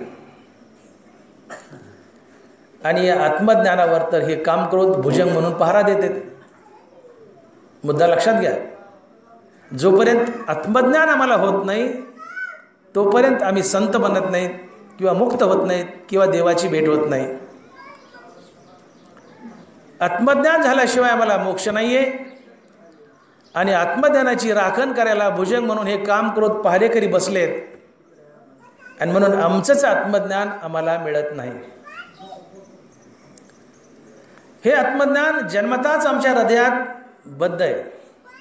तशा हृदया माझी मी रामू असता सर्व सुखाचा आरामो. हृदयात राम उभा आहे जन्मताच. आणि राम म्हणजेच आत्मज्ञान. मी सिद्ध असता का निमावे साधनवरी. देव बोलले हो की मी तुमच्या जन्मताच हृदयात उभा आहे. याचा अर्थ जन्मताच आत्मज्ञान आमच्या हृदयात उभा आहे. हे समस्त ही श्री वासुदेव ऐसा प्रतिती रसाचा ओतला भाव. म्हणून भक्ता माझी राहो आणि ज्ञानी आहे तोच. खरा भक्त कोण आणि ज्ञानी कोण? ही जो जगत परमात्मा स्वरूप पाहतो हे समस्त ही श्री वासुदेव. जगात एक वासुदेव श्रीकृष्णच नटलाय असं समजून मागवतो. अर्थात जगत परमात्मा स्वरूप पाहतो तो खरा भक्त असतो आणि तो खरा ज्ञानी असतो. तुम्ही जन्मताच आत्मज्ञानी आहात. जन्मताच आत्मज्ञान आमच्या हृदयात बंद आहे. जन्मताच आम्ही मुक्त आहोत. आणि म्हणून तुकोबारा बोलले की मुक्त होता परी बळे झाला बद्ध घेऊन या छंद माझे माझे. बाबा तू मुक्तच आहेस, मुक्तच आहेस, पण तू बद्ध का झालास? घेऊन या छंद माझे माझे माझे. माझं पोरग, माझी बायको, माझा संसार, माझी धन दौलत, घेऊन या छंद माझे माझे माझे. तुकोबराय बोलले, तू माझं म्हणायचं सोड, तू मुक्तच आहे. न म्हणा माझे ऐसे, न म्हणा माझे ऐसे, तुम्ही मुक्तच आहेत, फक्त मी आणि माझं म्हणायचं सोडा. तुम्हाला जन्मताच आत्मज्ञान प्राप्त आहे. मग जन्मताच प्राप्त आहे, हे आत्मज्ञान झाल्याशिवाय मोक्ष नाही आहे. आणि हे आत्मज्ञान तर जन्मताच प्राप्त आहे. मग हे जन्मताच प्राप्त असून आमचं असून आम्हाला का मिळत नाही आणि मी मुक्त का होत नाहीत, तर या आत्मज्ञानावर काम क्रोध भुजंग म्हणून पहारा देत आहेत आणि हे आत्मज्ञान आमच्या हाती लागू देत नाहीत. जसं मी बोललो सुरुवातीला, जुन्या काळी लोक कणकीचा साप करून धनावर ठेवायचे, धन पुरायचे आणि त्यावर साप ठेवायचे. तो साप ज्याच्या नशिबात धन आहे त्यालाच ते हाती लागू द्यायचा, इतर कोणी गेले त्याला तो चावायचा आणि तो मनुष्य मरायचा. तो साप, तो भुजंग त्या धनाचं रक्षण करतो. तसे काम क्रोध हे भुजंग आहेत, रूपक केले ज्ञानोबरायाने, हे भुजंग आहेत आणि हेही धनावर बसतात. कोणते? आत्मज्ञानाच्या. आणि ते आत्मज्ञानाचं धन आमच्या हाती लागू देत नाहीत. हे पहारेकरी बनले. जोपर्यंत तुम्ही यांना बाजूला हटवत नाही तोपर्यंत ते ज्ञान, आत्मज्ञान, ज्ञानाची पेटी आमच्या हाती लागत नाही. आमचं आहे, पण आमचं असून आम्हाला मिळत नाही, आम्ही मुक्त होत नाहीत. जन्मातच हृदयात ज्ञान बंद आहे. आमचं असून आम्हाला मिळत नाही का? तर कामक्रोध यावर पहारा देत आहेत आणि आम्हाला चावायला धावतायत. हे आमचं ज्ञान आमच्या हाती लागू देत नाहीत. ज्ञानोबराय बोलले, आधी याते जिनावे मग ते ज्ञान पावावे, तव पराभव न संभवे रागद्वेषा. ज्ञान तरी मुळचे शुद्ध परी इहे असे प्रवृद्ध, म्हणून अगाध होऊन ठेले. ज्ञानोबराय काय बोलतात बघा, ज्ञान तरी शुद्ध परी इहे असे प्रवृद्ध, म्हणून अगाध होऊन ठेले. ज्ञान हे शुद्ध आहे, जन्मताच तुमच्या हृदयात बंद आहे, पण ते मिळायला कठीण झाले का? तर यावर भुजंग बसलेत कामक्रोध नावाचे, आणि हे भुजंग याची राखण करतायत आत्मज्ञानाची आणि तुमच्या हाती लागू देत नाहीत. अन्यथा हृदयात बंदच आहे. ज्ञान हे मुळचे शुद्ध पण इही असे प्रवृद्ध, जन्मताच प्राप्त आहे पण यांनी झाकलंय, हे पहारा देत आहेत आणि तुमच्या हाती लागू देत नाहीत. आणि हे ज्ञान झाल्याशिवाय तर तुम्हाला मोक्ष नाही आहे. ज्ञानोबराय बोलले, बघा तुम्ही शेतकरी आहेत. इही विना एकले आम्ही ज्ञान नाही देखिले, जैसे कोंडेनी गुंतले बीज निपजे. आत्मज्ञान आणि कामक्रोध यांची संगती कशी बघा, कसे एकमेकाला कायमचे चिटकून असतात. ज्ञानोबराय बोलतायत, इही विना एकले आम्ही ज्ञान नाही देखिले, जैसे कोंडेनी गुंतले बीज निपजे. तुम्ही शेतकरी आहात, ज्वारीला ज्यावेळेस ज्वारीचा दाना लागतो तो असा आंब्यासारखा लटकलेला असतो का गोंडात फिट असतो? कशात फिट असतो? गोंडात. ज्ञानोबराय बोलतात, इही विना एकले आम्ही ज्ञान नाही देखिले, जैसे कोंडेनी गुंतले बीज निपजे. कशात बीज निपजतं ज्वारीचं? गोंडात. गोंडात. ज्वारी अशी लटकलेली नसते, ती गोंडात फिट असते. ज्वारीचा दाना म्हणलं की तो गोंडात फिट्ट आलाच. तसं आत्मज्ञान म्हणलं की ते कामक्रोधात फिट्ट आलंच. कामक्रोधाशिवाय एकटं आत्मज्ञान कधी सापडतच नाही. आत्मज्ञान म्हणलं की त्याच्यावर पहारा द्यायला हे कामक्रोध भुजंग आलेच. इही विना एकले आम्ही ज्ञान नाही देखिले, जैसे कोंडेनी गुंतले बीज निपजे. ज्ञानोबराय बोलतायत, प्रभे विन भानू धुमे विन हुताशनो, दर्पण मळ हेनो कहीची नशे. चंदनाची मुळी गिवसोन घेपे व्याळी, का उलबाची खोळी गर्भस्थासी. प्रभे विन भानू, प्रभा म्हणजे प्रकाश. प्रकाशाशिवाय सूर्य नसतो, धुराशिवाय अग्नी नसते, मळाशिवाय आरसा नसतो, सापाशिवाय चंदनाची मुळी नसते. चंदनाची मुळी गार असते आणि तो गारवा लागावून साप हमेशा चंदनाच्या झाडाजवळ मुळीजवळ सापडतात. आणि मग त्यांना बोलतात की चंदनाची मुळी गिवसोन घेपे व्याळी, का उलबाची खोळी गर्भस्थाशी. पाण्याच्या आवरणाशिवाय गर्भाची खोळ नसते, बाळ नसते. बघा, प्रभे विन भानू धुमे विन हुताशनो, दर्पण मळे हिनो कहीची नसे. चंदनाची मुळी गिवसोन घेपे व्याळी, का उलबाची खोळी गर्भस्थासी. तैसे इही विना एकले आम्ही ज्ञान नाही देखिले, जैसे कोंडेनी गुंतले बीज निपजे. ज्ञानोबराय, प्रभेशिवाय सूर्य नाही, धुराशिवाय अग्नी नाही, मळाशिवाय आरसा नाही, सापाशिवाय चंदनाची मुडी नाही, पाण्याच्या आवरणाशिवाय गर्भ नाही, गोंडाशिवाय ज्वारीचा दाना नाही, तसं कामक्रोधाशिवाय आत्मज्ञानही नाही. हे ज्ञानावर शिचवतात. हे विना हे केले आम्ही ज्ञान नाही देखिले, जैसे कोंडई निगुंतले बीज नेपजे. आत्मज्ञान म्हणलं की त्याच्यावर पहारा द्यायला हे कामक्रोध आलेच. बिना कामक्रोधाचं आत्मज्ञान हृदयात सापडतच नाही. आणि म्हणून तुम्ही जर शेतामध्ये विहीर खोदायला घेतली आणि तुम्हाला पाणी लागलं जमिनीमध्ये, तर तुम्ही पाणी कुठून आणलं का मुळचंच जमिनीत होतं? पहिलं स्वतः मुळचंच पाणी. हां, तुम्ही काय केलं? फक्त पाण्यावरचा मातीचा दल बाजूला केला. बरोबर आहे? तसं आत्मज्ञान हृदयात मुळचंच आहे, मुळचंच आहे. फक्त त्याच्यावरचा काम क्रोधाचा दल बाजूला करायचा आहे. कळालं? काय करायचे परमार्थात?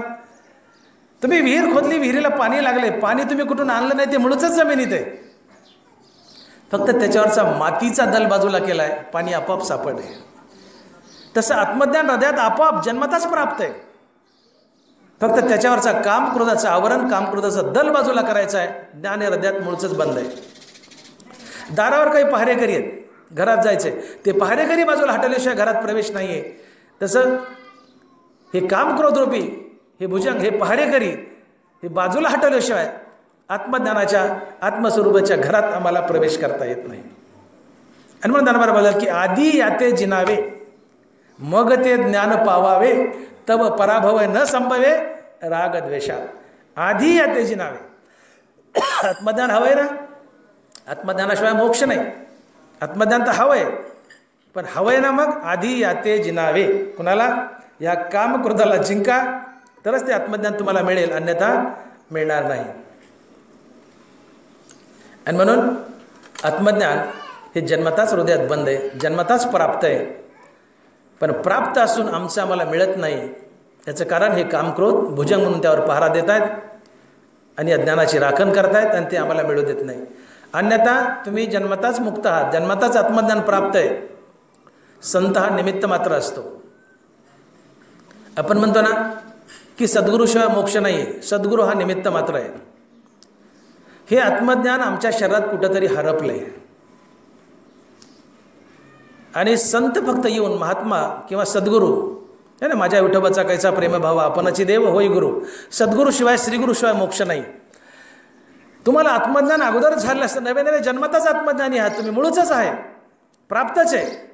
फक्त श्रीगुरू येऊन दाखवतो कुठं तुमच्या आत्मज्ञान हरपलंय. म्हणून ज्ञानोबा बोलले, हरपले आपण पे पावे, ते संता ते पाहता गिवसावे, म्हणून वानावे ऐकावे तेची सदा. ज्ञानोबा आहे.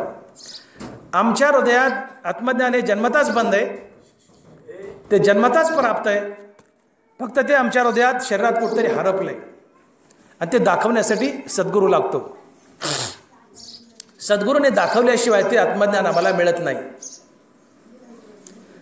एक दृष्टांत सांगतो म्हणजे लक्षात येईल. एकदा एका बाईची नथ हरपली.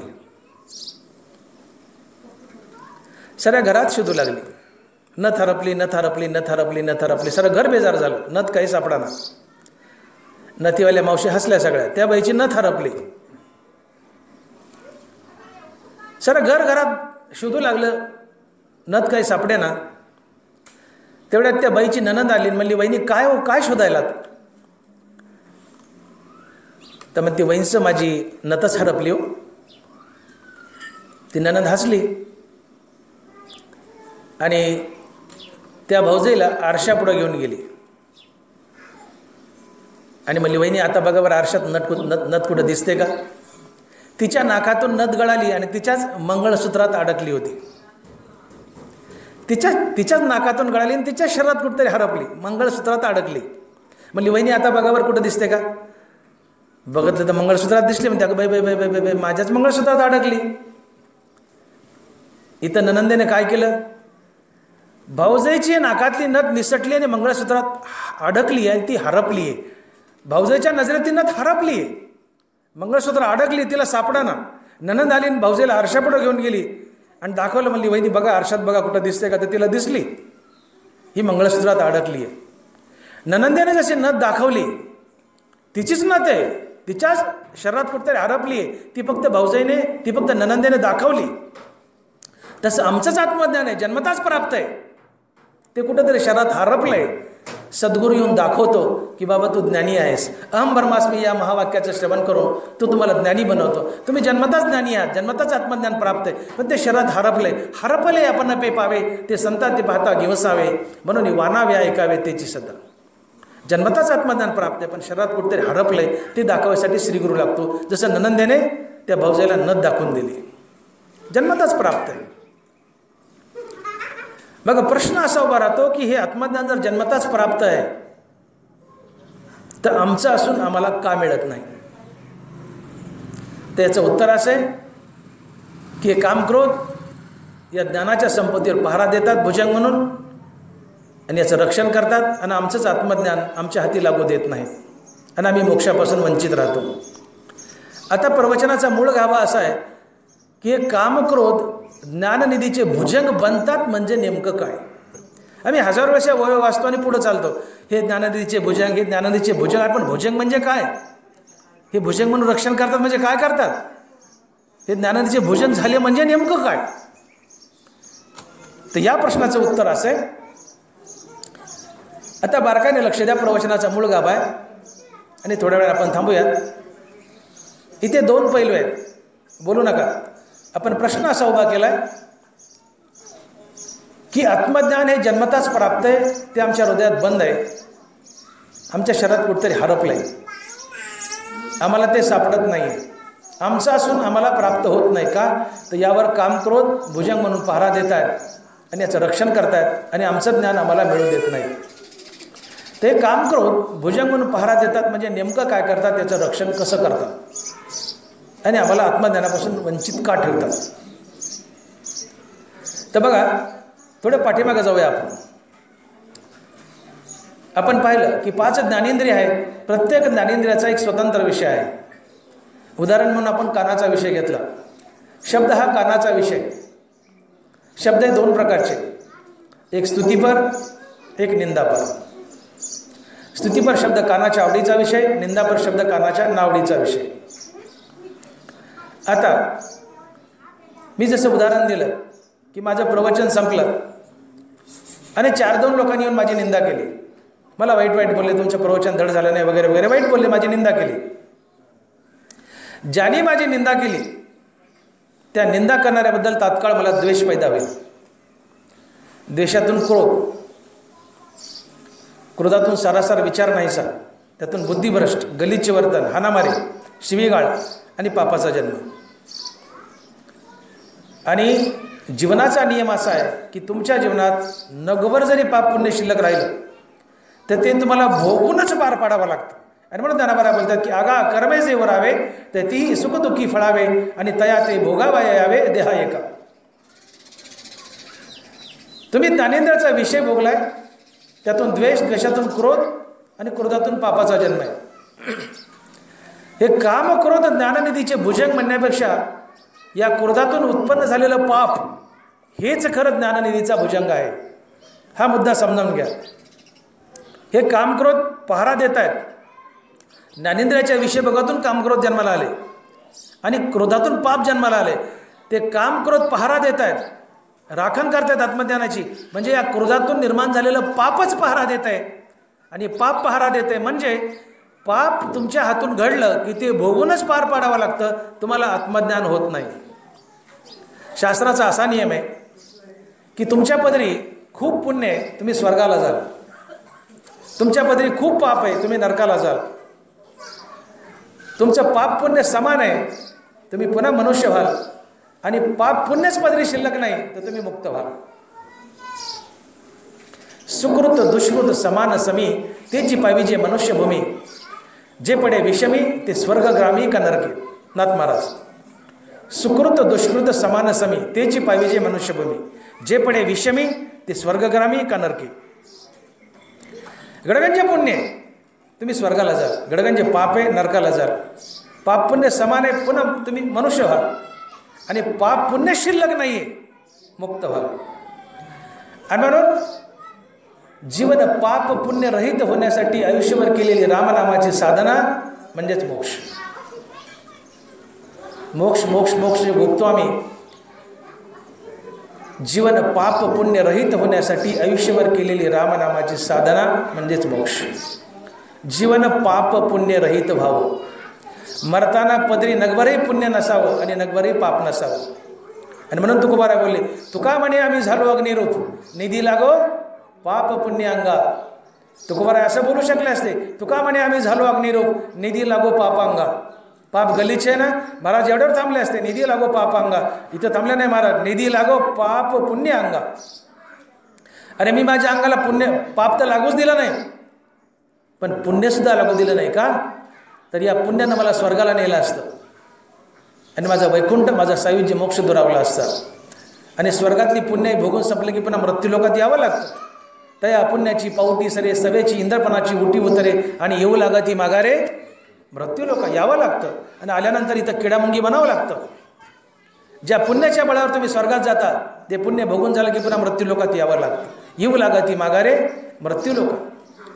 आणि म्हणून महाराज म्हणाले, मी माझ्या अंगाला पाप तर लागूच दिलं नाही, पण पुण्यही लागू दिलं नाही का, पुण्याने स्वर्गाला नेलं असतं, पापाने नरकाला. पाप पुण्य समान पुन्हा मनुष्य. पाप पुण्य शिल्लक नाही तर वैकुंठ किंवा सायुज्य मोक्ष. आणि म्हणून जीवन जगत असताना आपलं जीवन पाप पुण्य रहित होईल या दिशेने वाटचाल करा. मग तुम्ही म्हणाल आम्ही पुण्य करूच नाही का, टोपल्यानं करा, टोपल्यानं करा, पोत्यानं करा, पण केलेलं पुण्य भगवंताला अर्पण करा. आपलं कर्म भगवंताची पूजा म्हणून करा, ईश्वरार्पण बुद्धीनं करा. त्या कर्माचं पुण्य आपोआप भगवंताला जातं आणि त्या पुण्यातून तुम्ही मोकळे होता. वाईट कर्म करूच नका, पाप तुमच्याकडे येणार नाही. सत्कर्मे जरूर करा, पण त्याचं पुण्य भगवंताला अर्पण करा. ती कर्म ईश्वरार्पण बुद्धीनं करा, ते पुण्य भगवंताला जाईल आणि जीवन पाप पुण्य रहित होईल. आणि ज्या दिवशी जीवन पाप पुण्य रहित होईल त्या दिवशी सद्गुरू तुम्हाला शोधत येतो. आणि म्हणून तुकोबारा बोलले की माझ्या विठोबाचा कैसा प्रेम भाव, आपणची देव होय गुरु. नानाबरा बोलत आहेत. आणि म्हणून मी बोललो की तुमच्या जीवनात नगभरही पाप शिल्लक राहिलं तर ते तुम्हाला भोगावं लागतं. आणि ज्या दिवशी जीवन पाप पुण्य रहित होईल, पाप पुण्य रहित होईल, त्या दिवशी क्रियमान नाही, संचित नाही. आणि पुढचा जन्म धरायला पाप पुण्यच नसेल तर पुढचा जन्म धरता कशाच्या बळावर. पुढचा जन्म आम्हाला का लाभतो, या जन्मातलं क्रियमान पुढच्या जन्माचं प्रारब्ध बनणार आहे. आम्ही जर काय पाप पुण्य करून ठेवलं क्रियमान संचित, तर ते फेडण्यासाठी पुढचा जन्म आहे. पण आम्ही आमच्या जीवनात पाप पुण्य शिल्लकच राहू दिलं नाही, तर जन्म का मिळतो माणसाला की पाप पुण्य शिल्लक असेल तर ते फेडण्यासाठी, भोगण्यास. म्हणून आपण म्हणतो ना, त्याला फेड आली, त्याला भोग आला. कशाचे भोग आहेत? पाप पुण्याचेच भोग आहेत. मरताना पाप पुण्य शिल्लक असेल तर ते फेडण्यासाठी पुन्हा पुन्हा जन्म धरावेच लागतात.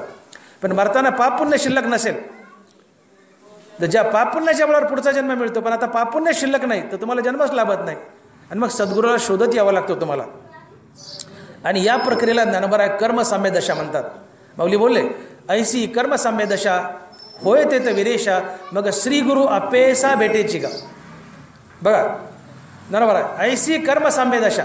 कर्मसाम्य दशा म्हणजे पुण्य नाही पाप नाही, दोन्ही समान झाले. आता झिरो झालं जीवनात, पुण्य नाही पाप नाही. याला ज्ञानोबारांनी कर्मसाम्य दशा म्हटले. ऐसी कर्मसाम्य दशा होय ते तर विरेशा, मग श्री गुरु अपेसा भेटेची का. आपोआप तुम्हाला शोधत येतो माझ्या विठोबाचा कैसा प्रेमभाव, आपणची देव होय गुरु. जीवनात पुण्य नाही पाप नाही, आता पुढचा जन्म धरायची गरजच नाही. पाप पुण्य असेल तर पुढचा जन्म आहे ते फेडायसाठी, पण पापही शिल्लक नाही, पुण्य शिल्लक नाही आहे. पुढचा जन्म धरायला क्रियमान नाही आहे, संचित नाही आहे. ही कर्मसाम्य दशा आहे. मग श्रीगुरु शोधत येतो आणि तुम्हाला अहम ब्रह्मास्मी या महावाक्याचं सेवन करून मुक्त करतो. आणि म्हणून ही प्रक्रिया समजून घ्या आता, की कोणी माझी निंदा केली आहे, निंदा करणाऱ्याबद्दल मला द्वेष, द्वेषातून क्रोध आणि क्रोधातून गलिच्छ वर्तन, गलिच्छ वर्तनातून पाप. पापाचा जन्म झाला की हेच पाप ज्ञाननिधीवर जाऊन बसतं आणि भुजंग म्हणून रक्षण करतं. आणि म्हणून कामक्रोध हे ज्ञाननिधीचे भुजंग म्हणण्यापेक्षा त्यातून उत्पन्न होणारं पापच हे ज्ञाननिधीचा खरा भुजंग आहे. कारण हे पाप फेडण्यासाठी तुम्हाला पुन्हा पुन्हा जन्म धरावे लागतात आणि पुन्हा पुन्हा जन्म धरावे लागतात. म्हणून तुम्हाला आत्मज्ञान होत नाही. तुमचं जीवन पाप पुण्य रहित झालं की श्रीगुरु शोधत येतो. तुम्ही आत्मज्ञानी आहात, तुम्हाला मुक्त करतो. पण पाप शिल्लक आहे तर श्रीगुरु कसा येईल. तुम्हाला फेडावं लागेल ना, पुढचा जन्म धरावा लागेल. आणि म्हणून काम क्रोध ज्ञाननिधीचा भुजंग म्हणून रक्षण करतात.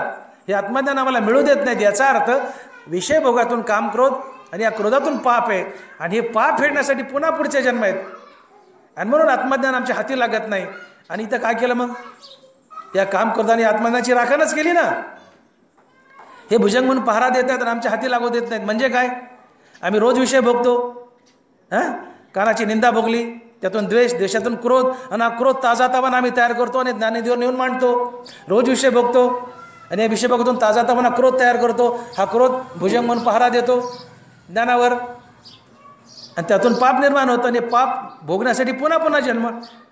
याचा अर्थ हे आत्मज्ञान आम्हाला मिळत नाही. का?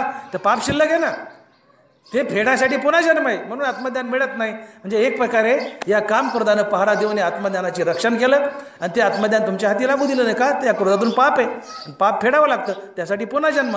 म्हणून आत्मज्ञान मिळालं नाही, तुम्हाला मोक्ष नाही. आणि म्हणून या भुजंग म्हणून काम क्रोधानं आत्मज्ञानाची राखण केली आणि तुमच्या हाती लागू दिलं नाही. हा एक पैलू झाला. आता याचं दुसरं अंग बघा.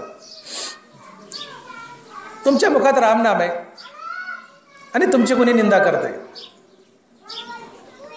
माझ्या मुखात रामनाम आहे, माझी निंदा केली, माझं प्रवचन धड झालं नाही म्हणले.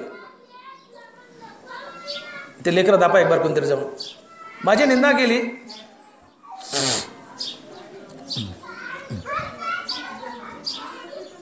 माझ्या मुखामध्ये रामनाम आहे, पंडित जाऊठ, माझ्या मुखामध्ये रामनाम आहे आणि कुणी माझी निंदा केली. आता माझ्या मुखात रामनाम असल्यामुळे माझा अहंकार मेला. तुम्ही रामनाम घेतलं की मनातला अहंकार मरतोच, आणि रामनाम थांबलं की त्यामध्ये अहंकार येऊन वास करतोच. माझ्या मुखामध्ये सारखं रामनाम आहे, माझा अहंकार मेला, आणि तुम्ही माझी निंदा केली, लाख निंदा केली, तर माझा अहंकार मेला रामनामामुळं. पण आतून डुसणी मारायला कोणी नाही आहे. अहंकारानं डुसणी मारली तरच विषय भोगे, पण माझा अहंकार मेला आहे रामनामामुळं. आता हा अहंकार डुसणी मारणार नाही, अहंकार मेला म्हणून मी विषय भोगणार नाही. मग ज्याने माझी निंदा केली त्याच्याबद्दल मला द्वेष नाही, द्वेष नाही म्हणून क्रोध नाही, क्रोध नाही म्हणून गलिच्छ वर्तन नाही, गलिच्छ वर्तन नाही म्हणून पाप नाही, पापाचीच पैदास नाही आहे. तर जीवनात पुण्य नाही पापही नाही, पुण्य नाही पापही नाही. मग त्या ज्ञानावर पहारा कोण देईल? काम क्रोधातून पाप तयार झालं तर ते पाप पहारा देईल, म्हणजे ते फेडण्यासाठी पुन्हा जन्म आहे. पण काम क्रोधच नाही तयार केले तर पापाचा जन्म नाही, पापाचा जन्म नाही. जर जीवन पाप पुण्य रहित झालं तिथं पहारा द्यायला कोणी नाही आहे, आणि मग ते आत्मज्ञान उघडं पडलं, आणि जीवनात पुण्य नाही पाप नाही, मग श्रीगुरूला शोधत यावं लागतो, आणि अहम ब्रह्मास्मी या महावाक्याचं श्रवण करून तुम्हाला मुक्त करावं लागतं. आणि म्हणून पहिला पैलू आपण पाहिला की हे काम क्रोध ज्ञाननिधीचे भुजंग बनतात. म्हणजे काय? तुम्ही कानाचा निंदा विषय भोगला, त्यातून द्वेष, द्वेषातून क्रोध, क्रोधातून पाप, आणि पापातून संसार बंधन. म्हणून ज्ञान हे काम क्रोध ज्ञाननिधीचे भुजंग आहेत म्हणण्यापेक्षा पापच ज्ञाननिधीचं भुजंग आहे असं म्हणलं तर वावगं ठरत नाही. कारण या क्रोधातून उत्पन्न झालेलं पाप फेडायसाठी पुन्हा पुन्हा जन्म, आणि पुन्हा पुन्हा जन्म म्हणल्यावर ते पाप फेडायसाठी पुढचा जन्म आहे. म्हणून श्रीगुरू येत नाही आणि तुम्हाला आत्मज्ञान देत नाही. पण मुखात रामनाम आहे. आता विषय भोग नाही, द्वेष नाही, क्रोध नाही, पाप नाही, जीवनात पुण्य नाही पाप नाही, दोन्ही समान आहे. पुण्य नाही पाप नाही, श्रीगुरूला शोधत यावं लागतं. जीवन पाप पुण्य रहित झालं तर पुढचा जन्मच नाही, श्रीगुरूला यावं लागतं. आणि तो तुम्हाला म्हणतो अहम ब्रह्मास्मी या महावाक्याचे श्रवण करून तो तुम्हाला आत्मज्ञान देतो आणि तुम्हाला मुक्त करतो. हा एक पैलू झाला पापाचा. आता या विषय भोगातून द्वैत पैदा होतं. हे द्वैत कसं पैदा होतं बघा. आता कोणी तुमची निंदा केली, निंदा हा कानाने विषय भोगला, निंदेतून द्वेष, द्वेषातून क्रोध, आणि क्रोधातून गलिच्छ वर्तनामुळे एक पाप होतं, आणि तुम्ही द्वैतात जाता. तुम्हाला कोणी शिव्या दिल्या, तुमची निंदा केली, तर तुम्हाला त्या निंदा करणाऱ्याबद्दल द्वेष, द्वेषातून क्रोध, क्रोधातून गलिच्छ वर्तन, आणि त्यातून पाप, त्याच्यासोबत गलिच्छ वर्तन केलं म्हणजेच तुम्ही द्वैतात बद्ध आहेत. तुम्ही द्वैतात बद्ध नसते तर गलिच्छ वर्तन केलंच नसतं. तुम्ही गलिच्छ वर्तन करतायत त्याला मारतायत, हाणतायत, शिवी देतात, म्हणजे तुम्ही द्वैतात बद्ध आहे. आणि द्वैतात बद्ध आहे हे सिद्ध करतो तुम्ही अज्ञानी आहेत. आणि तुम्ही अज्ञानी आहेत म्हणजे आत्मज्ञानापासून वंचित आहे. जे ज्ञानेंद्रियाचा विषय भोगला त्यातून काम करत आणि काम करत त्यातून पाप आणि द्वैत, पाप भोगण्यासाठी पुन्हा जन्म. आणि द्वैतानं सिद्ध केलं की तुम्ही अज्ञानी आहात, तुम्ही ज्ञानी नाही आहेत. द्वैत म्हणजे तुम्ही. पण आता तुमच्या मुखामध्ये रामनाम आहे, सातत्यानं रामनाम भोगतायत. तुमची कोणी निंदा केली आणि तुम्ही निंदा हा विषय भोगलाच नाही तर तिथं द्वेष पैदा होत नाही. आणि जिथं द्वेष पैदा होत नाही तिथं अद्वैत असतं. द्वेष असेल तर द्वैत आणि द्वेष नसेल तर अद्वैत. तुम्ही निंदा हा विषयच भोगला नाही तर तुमच्या जीवनात द्वेष पैदाच होणार नाही. आणि जेव्हा द्वेष पैदा होत नाही तेव्हा जगत परमात्मा स्वरूप दिसतं. आणि जगत परमात्मा स्वरूप दिसणं हेच आत्मज्ञान असते. याची साक्ष ज्ञानोबा देत आहेत, माऊली बोलत आहेत, तिथं जाऊन या भूत द्वेषू सर्वत्र नमवय नम मीची एकू मग आश्रयो अत्यंतिकू लहासी तू माझा. काय बोलत ज्ञानोबा? तिथं जाऊन या भूत द्वेषू सर्वत्र नमवय नम मीची एकू मग आश्रय अत्यंतिकू लहासी माझा. अर्जुना, तुझा प्राणी मात्राबद्दलचा द्वेष करायचा थांबला. जाऊन या भूत द्वेषू सर्वत्र नमवय नम मीची एकू. प्राणी मात्राबद्दलचा तुझा द्वेष गेला रे गेला की तू जगतातल्या प्रत्येक प्राणी मात्राला देव समजून नमन करशील. ते प्राणी मात्र तुला भगवत स्वरूप दिसू लागतील, परमात्मा स्वरूप दिसू लागतील. आणि जगत परमात्मा स्वरूप दिसणं यालाच आत्मज्ञान म्हणतात, यालाच अद्वैत म्हणतात. आणि म्हणून म्हणून म्हणून ज्ञानोबा म्हणतात की मी तू पण राहू दे दुरी एकची घोंगडी. ही काय घोंगडी आहे? हे द्वैत म्हणजे मी तू आणि अद्वैत म्हणजे जगात मीच नटलोय. मी आत्मा आहे, आत्मा विश्वव्यापी आहे म्हणजे आत्म्याच्या रूपानं मीच नटलोय. जगातली प्रत्येक वस्तू मी बनलोय, हे अद्वैत आहे. जगत परमात्मा स्वरूप पाहणं अद्वैत आणि जगत परमात्मा स्वरूप पाहणं हेच आत्मज्ञान असते. मग आता तुम्ही निंदा हा विषय भोगला नाही तर द्वेष नाही, कधीच निंदा भोगली नाही, कुठल्या ज्ञानेंद्रियाचा विषयच भोगला नाही, तुमच्या जीवनात द्वेषच पैदा झाला नाही, कुणाबद्दल द्वेषच नाही, तर समोरची व्यक्ती तुम्हाला पांडुरंग स्वरूप दिसू लागते, देव दिसू लागतो, भगवत स्वरूप दिसू लागते. द्वेष असेल तर द्वैती, द्वेष नाही तर तिथं अद्वैत आहे. आणि मग द्वेष नाही म्हणून जगत परमात्मा स्वरूप दिसू लागतं. आणि जगत परमात्मा स्वरूप दिसणं हेच आत्मज्ञान असतं. आणि म्हणून हे पैलू समजून घ्या.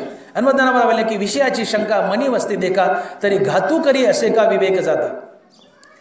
ज्ञानोबा बोलतात की विवेक म्हणजे काय? जगातील प्रत्येक वस्तू नाशिवंत आहे आणि परमात्मा अविनाशी आहे आणि तो विश्वव्यापी आहे. जगत परमात्मा स्वरूप पाहणं याला विवेक म्हणतात. जगातील प्रत्येक वस्तू नाशिवंत आहे, परमात्मा अविनाशी आहे आणि तो विश्वव्यापी आहे, याला विवेक म्हणतात. अर्थात जगत परमात्मा स्वरूप पाहणं हा विवेक असतो. आणि ज्ञानोबा काय बोलतात बघा की विषयाची शंका मनी वस्ती देखा तरी घातू करी असे का विवेक जाता. तुम्ही ज्ञानेंद्रियाचे विषय भोगले अर्थात काम भोगला की तुमचा विवेक मरतो. तुम्हाला जग आणि देवाचे दोन तुकडे दिसतात, तुम्ही द्वैतात जाता. आणि ज्ञानेंद्रियाचे विषयच भोगले नाही तर तुमचा विवेक जागा होतो आणि तुम्ही अद्वैतात जाता. आणि विवेक म्हणजे जगत परमात्मा स्वरूप पाहणं, याला विवेक म्हणतात. आणि म्हणून मी म्हणलो की ज्ञानेंद्रियाचा विषयच भोगला नाही, तुमची लाख निंदा केली पण मुखात राम नाम आहे, अहंकार मेलाय. आता आतून डुसणी मारायला अहंकार नाही, लाख निंदा केली, तुम्ही ज्ञानेंद्रियाचा कानाचा निंदा विषय भोगत नाहीत, निंदा भोगली नाही म्हणून समोरच्याबद्दल द्वेष नाही. हां, आणि द्वेष मेला रे मेला, द्वेष मेला, द्वेष पैदाच झाला नाही की जगातील प्रत्येक वस्तू परमात्मा स्वरूप दिसते. आणि जगत परमात्मा स्वरूप दिसणं हेच आत्मज्ञान आहे. आणि मग श्रीगुरु निमित्त मात्र असतो की तू आत्मज्ञानी आहे. काना वचनाचे बेटी सरिसाचे पैकिरीटी वस्तू होऊन ओटी कवन एक जो ज्ञानोबा आहे. हां, माता हात ठेविला नव्हे थापटीला जायचं. श्रीगुरु निमित्त मात्र असतो. आत्मज्ञान जन्मतच प्राप्त आहे, ते आमच्या हृदयात हरपलंय, ते फक्त शोधून देतो. आणि म्हणून ही शेवटची प्रक्रिया समजून घ्याने आपण थांबू की कामक्रोध हे ज्ञाननिधीचे भुजंग म्हणतात. आणि जोपर्यंत त्यांना आम्ही बाजूला सरकवत नाही तोपर्यंत आत्मज्ञानाची प्राप्ती नाही, आत्मज्ञानाची प्राप्ती नाही तोपर्यंत मोक्ष नाही. आणि म्हणून तुम्ही ज्ञानेंद्रियाचे विषय अर्थात काम भोगला, उदाहरणार्थ कानाचा निंदा हा विषय भोगला तर त्या निंदेतून द्वेष, द्वेषातून क्रोध, क्रोधातून गलिच्छ वर्तन, त्यातून पापाचा जन्म आणि द्वैत. आणि मग हे काम क्रोध आणि हे पाप आणि द्वैतच ज्ञाननिधीवर जाऊन बसतं आणि पहारा देतं आत्मज्ञानाची प्राप्ती होऊ देत नाही आणि तुम्हाला मोक्षापासून वंचित ठेवतं. तात्पर्य कामक्रोधातून निर्माण झालेलं पाप आणि द्वैत, द्वैतानं सिद्ध केलं तुम्ही अज्ञानी आहात आणि पाप पैदा केलं तर ते फेडण्यासाठी पुन्हा पुन्हा जन्म. आणि म्हणून सद्गुरू येऊन तुम्हाला आत्मज्ञान देत नाही, म्हणजे या कामक्रोधानं द्वैताने पापानं पहारा दिला आणि आत्मज्ञान मिळू दिलं नाही. एक गोष्ट झाली. आणि म्हणून ज्ञानोबा म्हणतात हे ज्ञाननिधीचे भुजंग. आता दुसरी गोष्ट, मुखात रामनाम आहे. रामनाम आहे तर अहंकार मेलाय. लाख निंदा केली, आतून डुसणी मारायला अहंकार नाही आहे. तुम्ही विषय भोगत नाहीत, कानाचा निंदा विषय भोगत नाहीत अहंकार मेल्यामुळं. मुखात रामनाम आहे, अहंकार मेलाय. निंदा केली पण तुम्ही तो भोगत नाहीत अहंकार मेल्यामुळं. मग अहंकार मेलाय. द्वेष नाही, द्वेष नाही तर क्रोध नाही, क्रोध नाही तर गलिच्छ वर्तन नाही, गलिच्छ वर्तन नाही तर पापाचा जन्म नाही आणि द्वैतही नाही. मग ज्ञाननिधीवर पहारा द्यायला काम नाही, क्रोध नाही, द्वैत नाही, द्वेष नाही, हे उघडं पडलं. उघडं पडलं. तात्पर्य कामक्रोधातून निर्माण होणारं पाप आणि द्वैत आता तिथं हजर नाही आहे. पाप नाही म्हणून ते भोगण्यासाठी जन्म घेण्याची गरज नाही आहे. द्वैत नाही म्हणून तुम्ही आत्मज्ञानी सिद्ध झाले आणि सद्गुरूला यावं लागतं आणि अहम ब्रह्मास्मी महावाक्याचं श्रवण करून तुम्हाला मुक्त करावं लागतं. हनुमंत ज्ञानोबा बोलतात हे ज्ञाननिधीचे भुजंग, विषयधरीचे वाघ, भजन मार्गीचे मांग मारकज.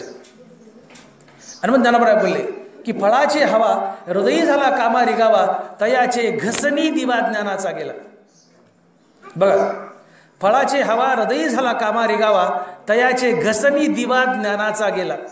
ज्ञानाचा दिवा जन्मातच हृदयात पेटलेला आहे. ज्ञानोबा बोलतात हृदयात जन्मातच पेटलेला आहे आत्मज्ञानाचा दिवा. साधा एखादा दिवा आहे, पेटवलाय आणि त्याच्यावर एखादं पातेलं झाकलं, तो दिवा थोड्या वेळानं विझतो. का बरं? त्याला ऑक्सिजन मिळत नाही. आणि ते पातेलं बाजूला काढा आणि पुन्हा दिवा पेटवा, तो कायमचा तेवत राहतो. तसं जन्मताच आत्मज्ञानाचा दिवा हृदयात पेटलेला आहे, पण त्याला आवरण केलंय, झाकलाय तो दिवा कुणी? काम क्रोध रूपी आवरणानं. हे काम क्रोधाचं पातेलं या ज्ञानाच्या दिव्यावर झाकल्या गेले. आता हे काम क्रोधाचं पातेलं बाजूला काढा, तो ज्ञानाचा दिवा तेवत राहतो. तात्पर्य आमच्या जीवनात आम्ही कामक्रोध निर्माण करतोय आणि हे ज्ञानंदिर जाऊन बसतायत आणि या कामक्रोधातून पाप आणि द्वैत आहे आणि ते पाप फेडण्यासाठी पुन्हा पुन्हा जन्म आहे.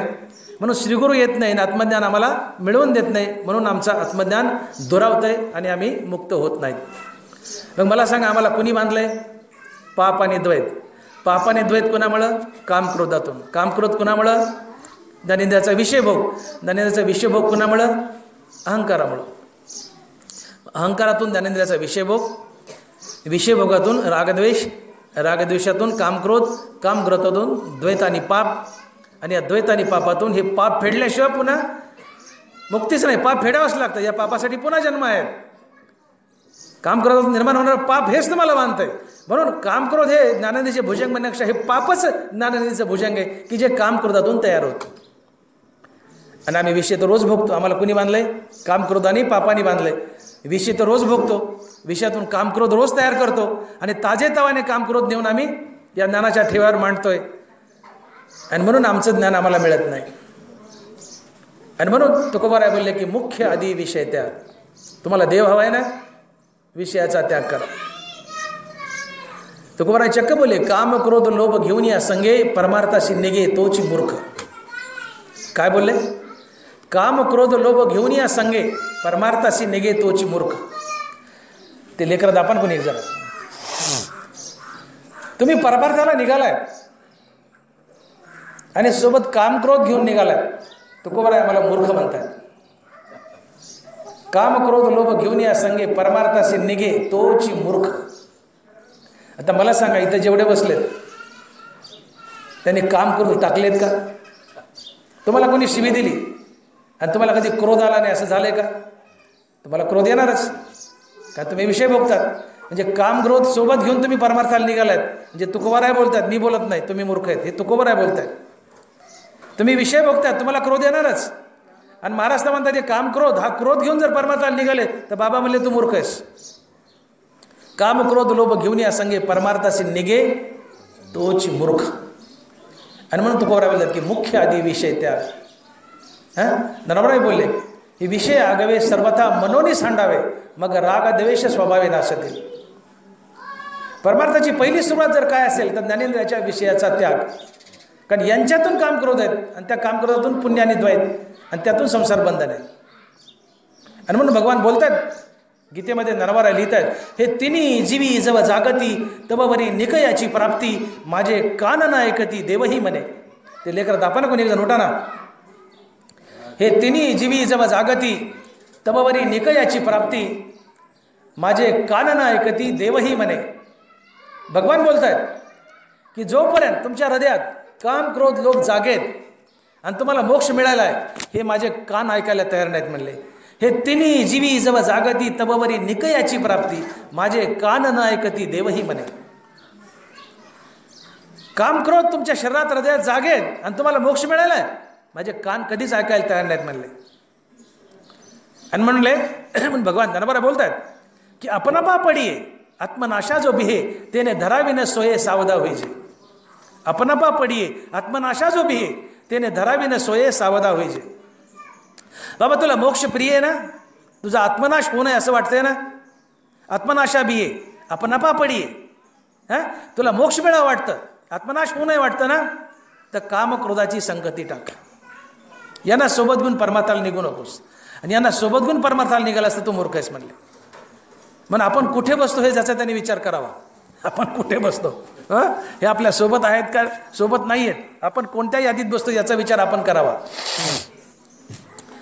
नरवारा बोलतायत की पोटी बांधोनी पाषाण समुद्री बाही अंगवन, का जीवावाया जेवण काळकोटाचे. तुम्ही आपल्या बाहुबळावर समुद्र पोहायला निघलात. आता समुद्र पोहणं शक्य नाहीये, पण तरीही समुद्र पोहायला निघालात आणि ती पोटाला दगड बांधून. हे शहाणपणाचे का मूर्खपणाचे? हां पोटी बांधोनी पाषाण समुद्रबाही अंगवन, का जीवावया जेवण काळकोटाचे. खूप भूक लागली आणि काळकोट विष पिलाय. भूक भागेल का मराल? मरालच. समुद्र पोहायला निघालात पण पोटाला दगड बांधून निघालात, बुडाल का तराल? बुडालच. परमार्थाला निघालात, देव भेटायला देवाला गाठायला निघालात, पण कामक्रोध सोबत घेऊन निघालात, देव भेटेल?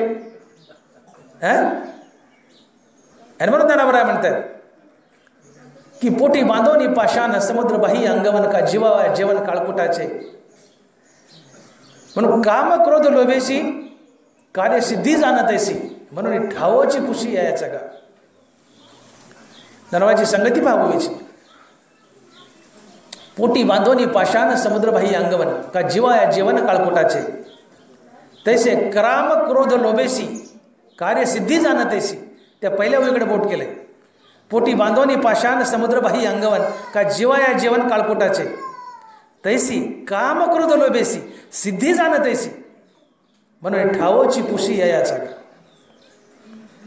की काम क्रोध लोभ सोबत घेतलेत आणि देवाच्या भेटीला निघलाय आणि देवाच्या भेटीचं कार्य मी सिद्धीला नेईल, हे म्हणणं तितकं मूर्खपणाचं. ज्ञानोबा म्हणतात की जितकं पोटाला दगड बांधून मी पोहेल आणि समुद्राच्या पलीकडे जाईल. पोटाचा दगड सोड, कदाचित समुद्र तरसील. काळकूट विष पिऊ नकोस, कदाचित वाचशील. दगड सोड, तरसील. काम करून टाक, भवसागर तरसील. आणि म्हणून एखाद्या गावात जोपर्यंत चहाडी चोरी आणि सिंदळकी जिवंत आहे तोपर्यंत त्या गावात सुख शांती नांदत नाही. गावातली चहाडी चोरी आणि सिंदळकी जावी, गाव सुखी होतं.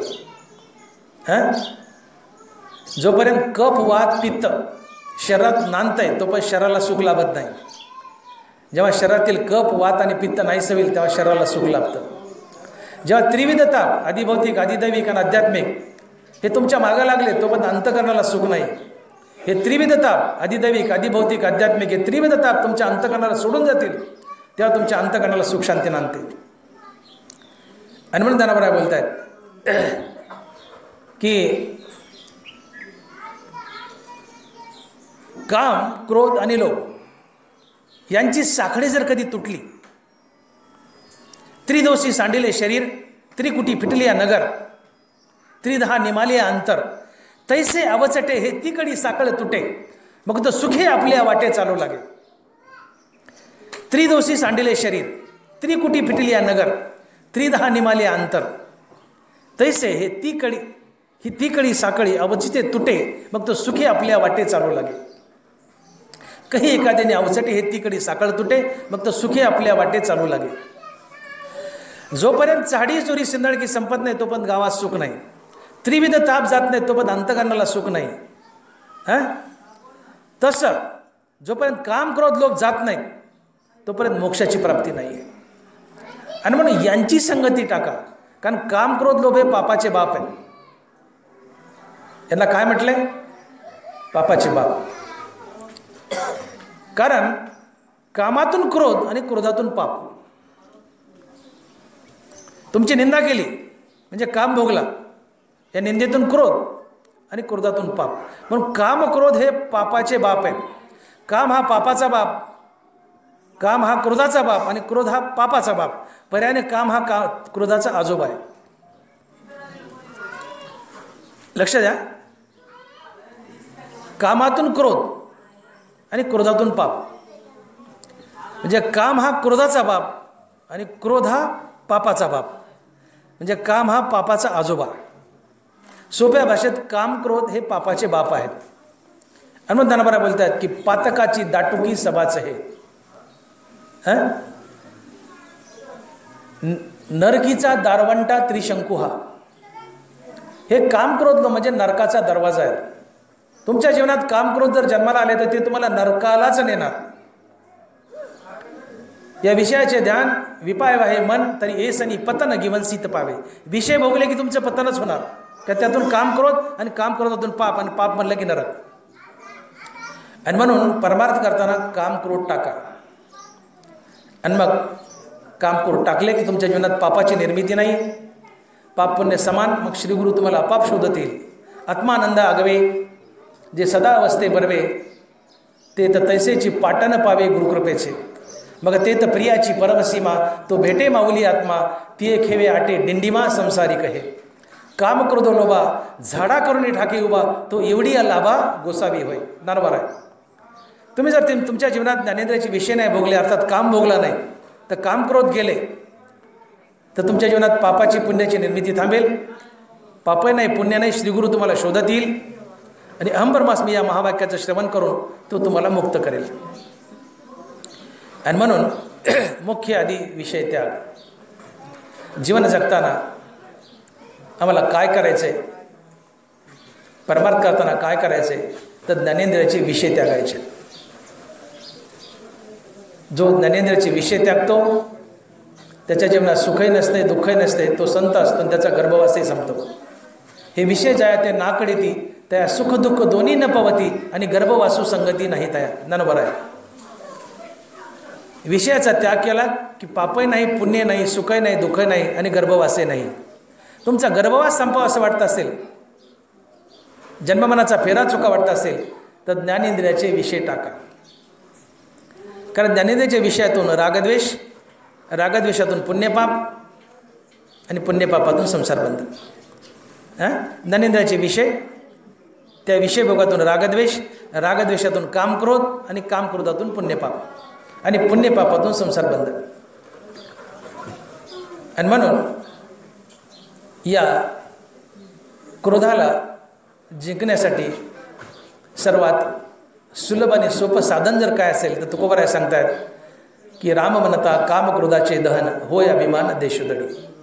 दोन गोष्टी सांगितल्या तुकोबाराय. राम म्हणता काम क्रोधाचे दहन, काम क्रोध दोन्ही जळतात आणि अभिमानही मरतो. जीवन कशानं बांधलंय? अहंकार आणि ज्ञानेंद्रियाचे विषय भोग. अहंकार जिवंत आहे तर ज्ञानेंद्रियाचे विषय भोगतो. आतून डोसणी मारतो, भाग तुला असं म्हटलं, तुझी निंदा केली, तुम्ही ज्ञानेंद्रियाचा विषय भोगता. कुणामुळं? अहंकारामुळं. अहंकारातून ज्ञानेंद्रियाचे विषय भोग. निंदा भोगली कानानं, त्यातून द्वेष, द्वेषातून क्रोध, क्रोधातून गलिच्छ वर्तन, त्यातून पाप, पापातून संसार बंधन. कुणी बांधलंय? अहंकार आणि ज्ञानेंद्रियाचे विषय भोग. मग यांना मारायसाठी औषध काय? तर तुकोबाराय म्हणतात ते राम म्हणता काम क्रोधाचे दहन होय अभिमान देशोदडी. सातत्याने रामनाम मुखात धारण करा, अहंकार मरतो. अहंकार मेला की ज्ञानेंद्रियाचे विषय मरतात, त्याचा भोग नाही. मग तुमची लाख निंदा करो, तुमची लाख कोणी निंदा करो, तुम्ही निंदाचे विषय भोगत नाही. तुम्हाला स्तुतीने आनंद झाला तर निंदेने नक्कीच दुःख होईल. म्हणजे वाक्य बारकाईने ऐका. स्तुतीने आनंद झाला तर निंदेने नक्कीच दुःखी होईल. तुम्ही स्तुतीने आनंदू नका, निंदेने दुःख होणार नाही. तुम्हाला उद्बत्तीच्या वासाने आनंद झाला तर पादलेल्या वासाने नक्कीच दुःख होईल. तुम्ही उद्बत्तीच्या वासाने आनंदू नका, पादलेल्या वासाने दुःख होणार नाही. पाठीहून कोणी मृदू हात फिरवला, प्रेमाने हात फिरवला, आनंद झाला तर चापट मारल्यावर नक्कीच दुःख होईल. मृदू स्पर्शाने आनंदू नका, चापट मारल्याने दुःख होणार नाही. तुम्हाला सुंदर रूप पाहिल्याने आनंद झाला तर घाणेरडं रूप पाहिल्याने नक्कीच दुःख होईल. सुंदर रूपाने आनंदू नका, घाणेरड्या रूपाने दुःख होणार नाही. गुलाबजामुन खाल्ल्याने आनंद झाला तर कडू कारल्याने नक्कीच दुःख होईल. गुलाबजामुने आनंदू नका, कडू कारल्याने दुःख होणार नाही. हे ज्ञानेंद्रियाचे विषय टाका. आणि हे टाकण्यासाठी रामनाम आहे. राम म्हणता कामक्रोधाचे दहन होय अभिमान देशदडी. हे विषय टाका, कारण यांच्यातून रागद्वेष, रागद्वेषातून काम क्रोध, आणि काम क्रोधातून द्वैत आणि पाप, आणि यातून संसार बंधन. आणि हे ज्ञानेंद्रियाचे भुजंग म्हणतात. आणि आम्हाला आत्मज्ञानापासून आणि मोक्षापासून वंचित ठेवतात. म्हणून शेवटचा टप्पा. आणि म्हणून या विषयाला जिंकण्यासाठी, या विषयातून काम करू देत, तर विषयाला जिंकण्यासाठी ज्ञानोबारायांनी शेवटचे 5 मिनिट ज्ञानोबारायांनी ज्ञानेश्वरीच्या 12व्या अध्यायात अभ्यासयोग सांगितला आहे की विषय कसे जिंकाव्यात. ज्ञानोबारायांनी 4च वया लिहिल्या, पण पूर्ण संसार कसा जिंकावा या 4च वयातून सांगितले 12व्या अध्यायामध्ये अभ्यासयोगात. ज्ञानोबाराय बोलतात, तरी गा ऐसे करी या आटा पारा माझारी मोटके निमिष भरी देतो जाय. मग जे जे का निमिक देखेल माझे सुख तितुले आरोचक विषयी घेईल. जसा शरदकाल रिगे आणि सरिता ओटू लागे तैसे चित्त काढेल वेगे प्रपंचणी. मग भोगातून निघता चित्त मज माझी रिगता हळूहळू पंडू सुता मीची होईल, मीची होईल. या 4 वया जर तुम्ही बारकाईने अभ्यासल्या तर ज्ञानेश्वरी बाकीची नाही वाचली तरी चालते. पूर्ण अध्यात्माचं सार ज्ञानोबारायांनी या 4 वयात ओतलंय. काय बोलते माऊली की या आटा पारा माझारी तरी गा ऐसे करी, तरी गा ऐसे करी या आटा पारा माझारी मोटके निमिष भरी देतो जाय. अर्जुना म्हणले असं कर, दिवसात 8 प्रहार आहेत एकूण, सकाळ दुपार 3रा प्रहार वगैरे एकूण 8 प्रहार आहेत. त्या कुठल्याही एका प्रहारात एकदा राम म्हण. तरी गा ऐसे करी या आटा पहारा माझारी मोटके निमिष भरी दे तुझा. निमिष म्हणजे सेकंद, 1 सेकंद. या 8 प्रहारात 24 घंट्यात एकदा राम म्हण. उद्या 2दा म्हण, परवा 3दा म्हण. आणि ज्ञानोबा बोलतात की या मनाचे एक निके जे देखिले गुढीच्या ठाया सोके म्हणून अनुभव सुखच कौतुके दावीत जायचे. या मनाच्या सगळ्या सवय वाईट आहेत, याची एकच सवय चांगली की जी वस्तू याला पुन्हा पुन्हा दाखवावी हे तिकडं जायला चटावतं. हे फार खोडीले म्हणजे याच्या सगळ्या सवय वाईट आहेत, याची एकच सवय चांगली, याला जी वस्तू पुन्हा पुन्हा दाखवावी हे तिकडं जायला सोकतं. याला रोज सिनेमा दाखवा, रोज तमाशा दाखवा, ते सिनेमा तमाशाला चटावेल. पण याला रोज हरिनाम दाखवा, हे हरिनामालाही चटावेल. एवढीच एक चांगली सवय म्हणली याची. या मनाचे एक निके जे देखील गुढीच्या ठाया सोके म्हणून अनुभव सुखाची कौतुके दावी येत जायचे. मग याला जे रोज दाखव तिकडे जायला चटावता ना म्हणले, याला जे रोज दाखव त्याला चटावतंय, मग याला हरिनाम दाखवा ना रोज, हे हरिनामालाही चटावेल. आणि म्हणून अभ्यासयोगाची पहिली वही ज्ञानोबा लिहितात, तरी गा ऐसे करी या आटापारा माझारी मोटके निमिषभरी देतो जाय. याला दिवसात एकदा राम म्हणायला, उद्या 2दा, परवा 3दा, 4दा, 5दा असं करत करत हळूहळू हरिनाम वाढवत जा. याला रोज हरिनाम दाखवत जा. आणि याचा स्वभाव, याला जी वस्तू रोज दाखवावी ती तिकडं जायला चटावते. या मनाचे एक निके, याची ही सवय. याला रोज जे दाखवाल तिकडे जायला चटावतं. मग रोज हरिनाम दाखवा ना म्हणले, हे हरिनामालाही चटावेल. आणि हरिनामाला चटावलं की त्याला हरिनामात गोडी दिसू लागेल. मग जे जे का निमिक देखेल माझे सुख ती तुले आरोचक विषयी घेईल. आरोचक म्हणजे तिटकारा, विषय म्हणजे आपण जे बोलत ना इंद्रियाचे. जे जे का निमिक देखेल माझे सुख ती तुले आरोचक विषयी घेईल. याला रोज हरिनाम दाखवा, हे हरिनामालाही चटावल. आणि हरिनामात याला गोडी दिसू लागली की याला विषय भोगाचा तिटकारा येईल. हे ज्ञानेंद्रियाचे विषय भोगणार नाही.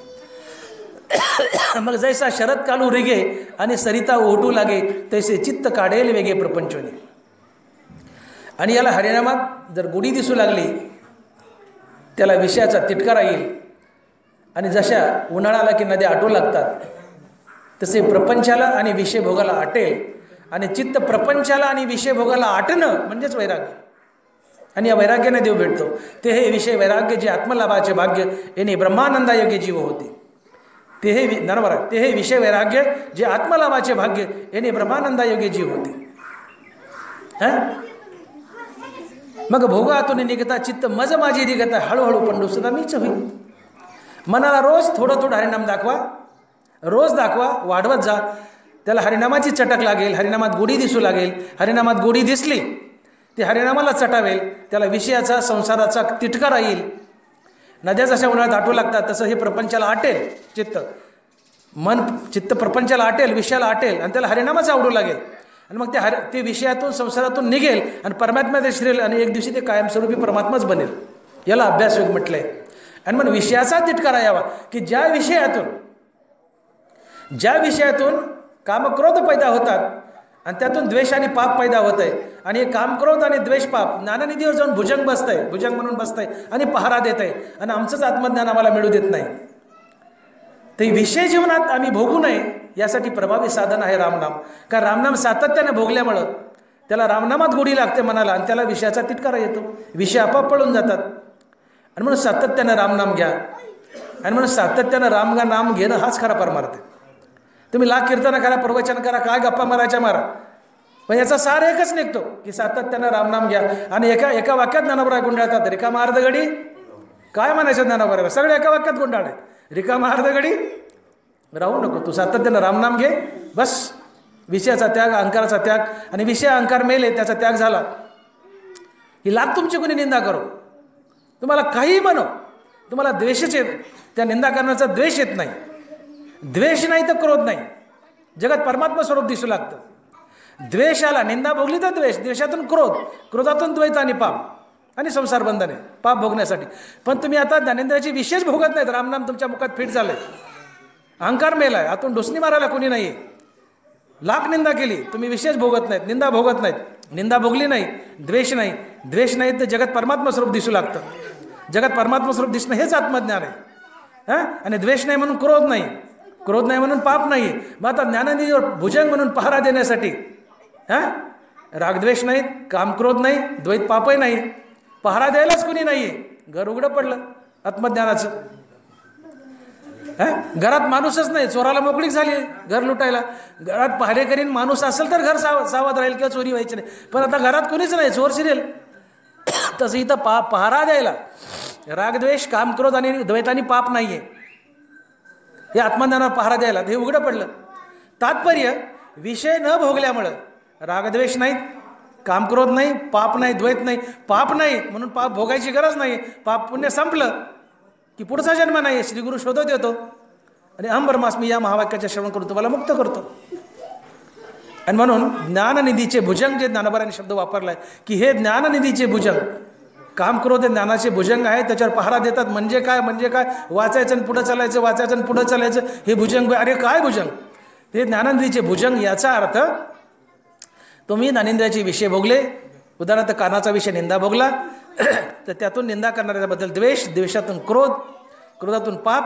आणि पाप म्हणलं की ते फेडावंच लागतं. आगा कर्मे जीवरावे. आणि पुढचा जन्म जर धरायचा तर आत्मज्ञान होईल कसं तुम्हाला? मग ज्ञानेंद्रियाचे विशेष नाही भोगले, निंदाच नाही भोगली, तर द्वैत नाही, पाप नाही, पुण्य नाही, तर पुढचा जन्मच नाही. श्रीगुरूला यावं लागतं. माझ्या विठोबाचा कैसा प्रेमभाव, आपणच देव हो गुरु. जीवन पाप पुण्य रहित झालं, तुम्ही अद्वैतात गेले, श्रीगुरूला शोधत यावं लागतं. त्याच्या येण्याच्या आधीच आत्मज्ञान झालेलं असते तुम्हाला. जगात परमात्मा स्वरूप तुम्ही पाहत असता. जीवनात पाप नाही, पुण्य नाही, द्वैत नाही, तुम्ही अद्वैतात गेले, जगात परमात्मा स्वरूप पाहायला लागले. आता पाप नाही, पुण्य नाही, तर जन्म कशाला धरायचा? जन्म धरायची गरजच नसते. जन्ममरण संपलं. मग श्रीगुरूला यावं लागतं आणि आत्मज्ञानाची प्राप्ती करून द्यावी लागते. तो दाखवतो फक्त की तू आत्मज्ञानी आहेस. आता इथं पहारा द्यायला कोण नाही. आणि म्हणून ज्ञानेंद्रियाचे विषय भोगू नका. ज्ञानेंद्रियाचे विषय भोगले, निंदा हा कानाचा विषय भोगला तरच त्यातून द्वेष, द्वेषातून क्रोध, क्रोधातून द्वैत आणि पाप. आणि हे काम, क्रोध आणि द्वैत आणि पापच ज्ञानेंद्रियाचं भुजंग बनतं. आणि तिथं आत्मज्ञानाचं रक्षण करतात. पाप भोगण्यासाठी पुन्हा पुन्हा जन्म धरावे लागतात. आणि मग श्रीगुरू येत नाही, आत्मज्ञान मिळून देत नाही. आणि यालाच म्हणायचं हे ज्ञाननिधीचे भुजंग. पण आता विशेष नाही भोगले, रामनामानं अहंकार मेला, आता आतून डुसणी मारायला कोणी नाही, ज्ञानेंद्रियाचे विशेष नाही भोगले, कानानं निंदा नाही भोगला तर द्वैत नाही, क्रोध नाही, द्वेष नाही, क्रोध नाही. निंदा नाही भोगली म्हणून द्वेष नाही, क्रोध नाही, पाप नाही, द्वैत नाही. आता पहारा द्यायला कुणी नाही. काम क्रोध नाही, द्वैत नाही आणि पापही नाही. जीवन पाप पुण्य रहित झालं. श्रीगुरूला यावं लागतं. आता पुढचा जन्म नसतोच. पाप पुण्य संपलं की समान झाले. आता पाप पुण्य संपलं. जीवनात पाप नाही, पुण्य नाही. श्रीगुरूला यावं लागतं आणि तो आत्मज्ञानी आहे म्हणून हा आत्मबोध द्यावा लागतो आणि तुम्ही मुक्त होता. आणि म्हणून जीवन जगत असताना परमार्थ सफल व्हावा असं वाटत असेल तर सातत्याने मुखात रामनाम धारण करा. आणि रामनामाला अहंकार मरेल. अहंकार मेला की ज्ञानेंद्रियाचे विषय मरतील. विषय भोगणार नाहीत. आणि विषय भोगले नाहीत की त्यातून रागद्वेष नाहीत, कामक्रोध नाहीत. कामक्रोध नाहीत तर द्वैत आणि पाप नाही. आणि मग ज्ञाननिधीवर पहारा द्यायला कोणीच नाही. हे ज्ञान उघडं पडलं. ती प्रक्रिया पुन्हा पुन्हा सांगितली आणि तुम्हाला आत्मज्ञान होईल आणि तुम्ही मुक्त व्हाल. पण विषय भोगलेच. रामराम मुखात नाही म्हणून अहंकार ढुसणी मारेल. अहंकार ढुसणी मारेल. तुझी निंदा केली बघ, तुम्ही निंदा भोगाल. निंदेतून द्वेष, द्वेषातून क्रोध, क्रोधातून द्वैत आणि पाप आणि रागद्वेष, कामक्रोध, द्वैत आणि पाप म्हटलं की ज्ञाननिधीवर पहारा देणार. पाप म्हटलं की पुढचा जन्म आलाच. श्रीगुरू येणार नाही, आत्मज्ञान होणार नाही आणि तुमचा मोक्ष दुरावेल. आणि म्हणून विषय भोगातून, विषय भोगलेच तर विषय भोगातून निंदा या विषय भोगातून, एकच विषय सांगितला कानाचा, आपण बाकीचे सांगितले नाही. निंदा या विषय भोगातून, द्वेष, द्वेषातून क्रोध, क्रोधातून द्वैत आणि पाप आणि ज्ञाननिधीवर भुजंग म्हणून पहारा देतील आणि तुमचं ज्ञान तुम्हाला दुरावेल. आणि म्हणून ज्ञानोबा बोलतात, हे ज्ञाननिधीचे भुजंग, विषय दरीचे वाघ, भजन मार्गीचे मांग, मारकचे पुंडलिक वरदे विठ्ठल श्री ज्ञानदेव गोपाल कृष्ण भगवान की जय. माऊली ज्ञानेश्वर महाराज की जय. जगद्गुरु तुकाराम महाराज की जय. आता विश्वात्मके देवे येणे वागेज्ञ तोषावे, तोषो निमज द्यावे. जे कळांची व्यंकटी सांडो, तया सत्कर्मी रती वाढो. भूता परस्परे पडो, दुरितांचे तिमिर जाओ. विश्वस्वधर्म सूर्य पाहो, जो जे वांछील तो ते लाहो. वर्षत सकळ मंगळी, ईश्वरनिष्ठांची मांदी आळी. अनवरत भूमंडळी, चला कल्पतरुचे आरव. चेतना चिंतामणीचे गाव, बोलते जे अर्णव. चंद्रमे जे अलांछन, मार्तंड जे तापहीन. ते सर्वाही सदा सज्जन. किंबहुना सर्वसुखी, पूर्ण होवनितीही लोकी. भजिजो आदि पुरुखी, आणि ग्रंथोपजीवी विशेषी लोकी ये. द्रष्टादष्ट विजय एत मने श्री विश्वेश्वराओ. हा होईल दान पसाओ. येणे वरे ज्ञानदेव, येणे वरे ज्ञानदेव. पुंडलिक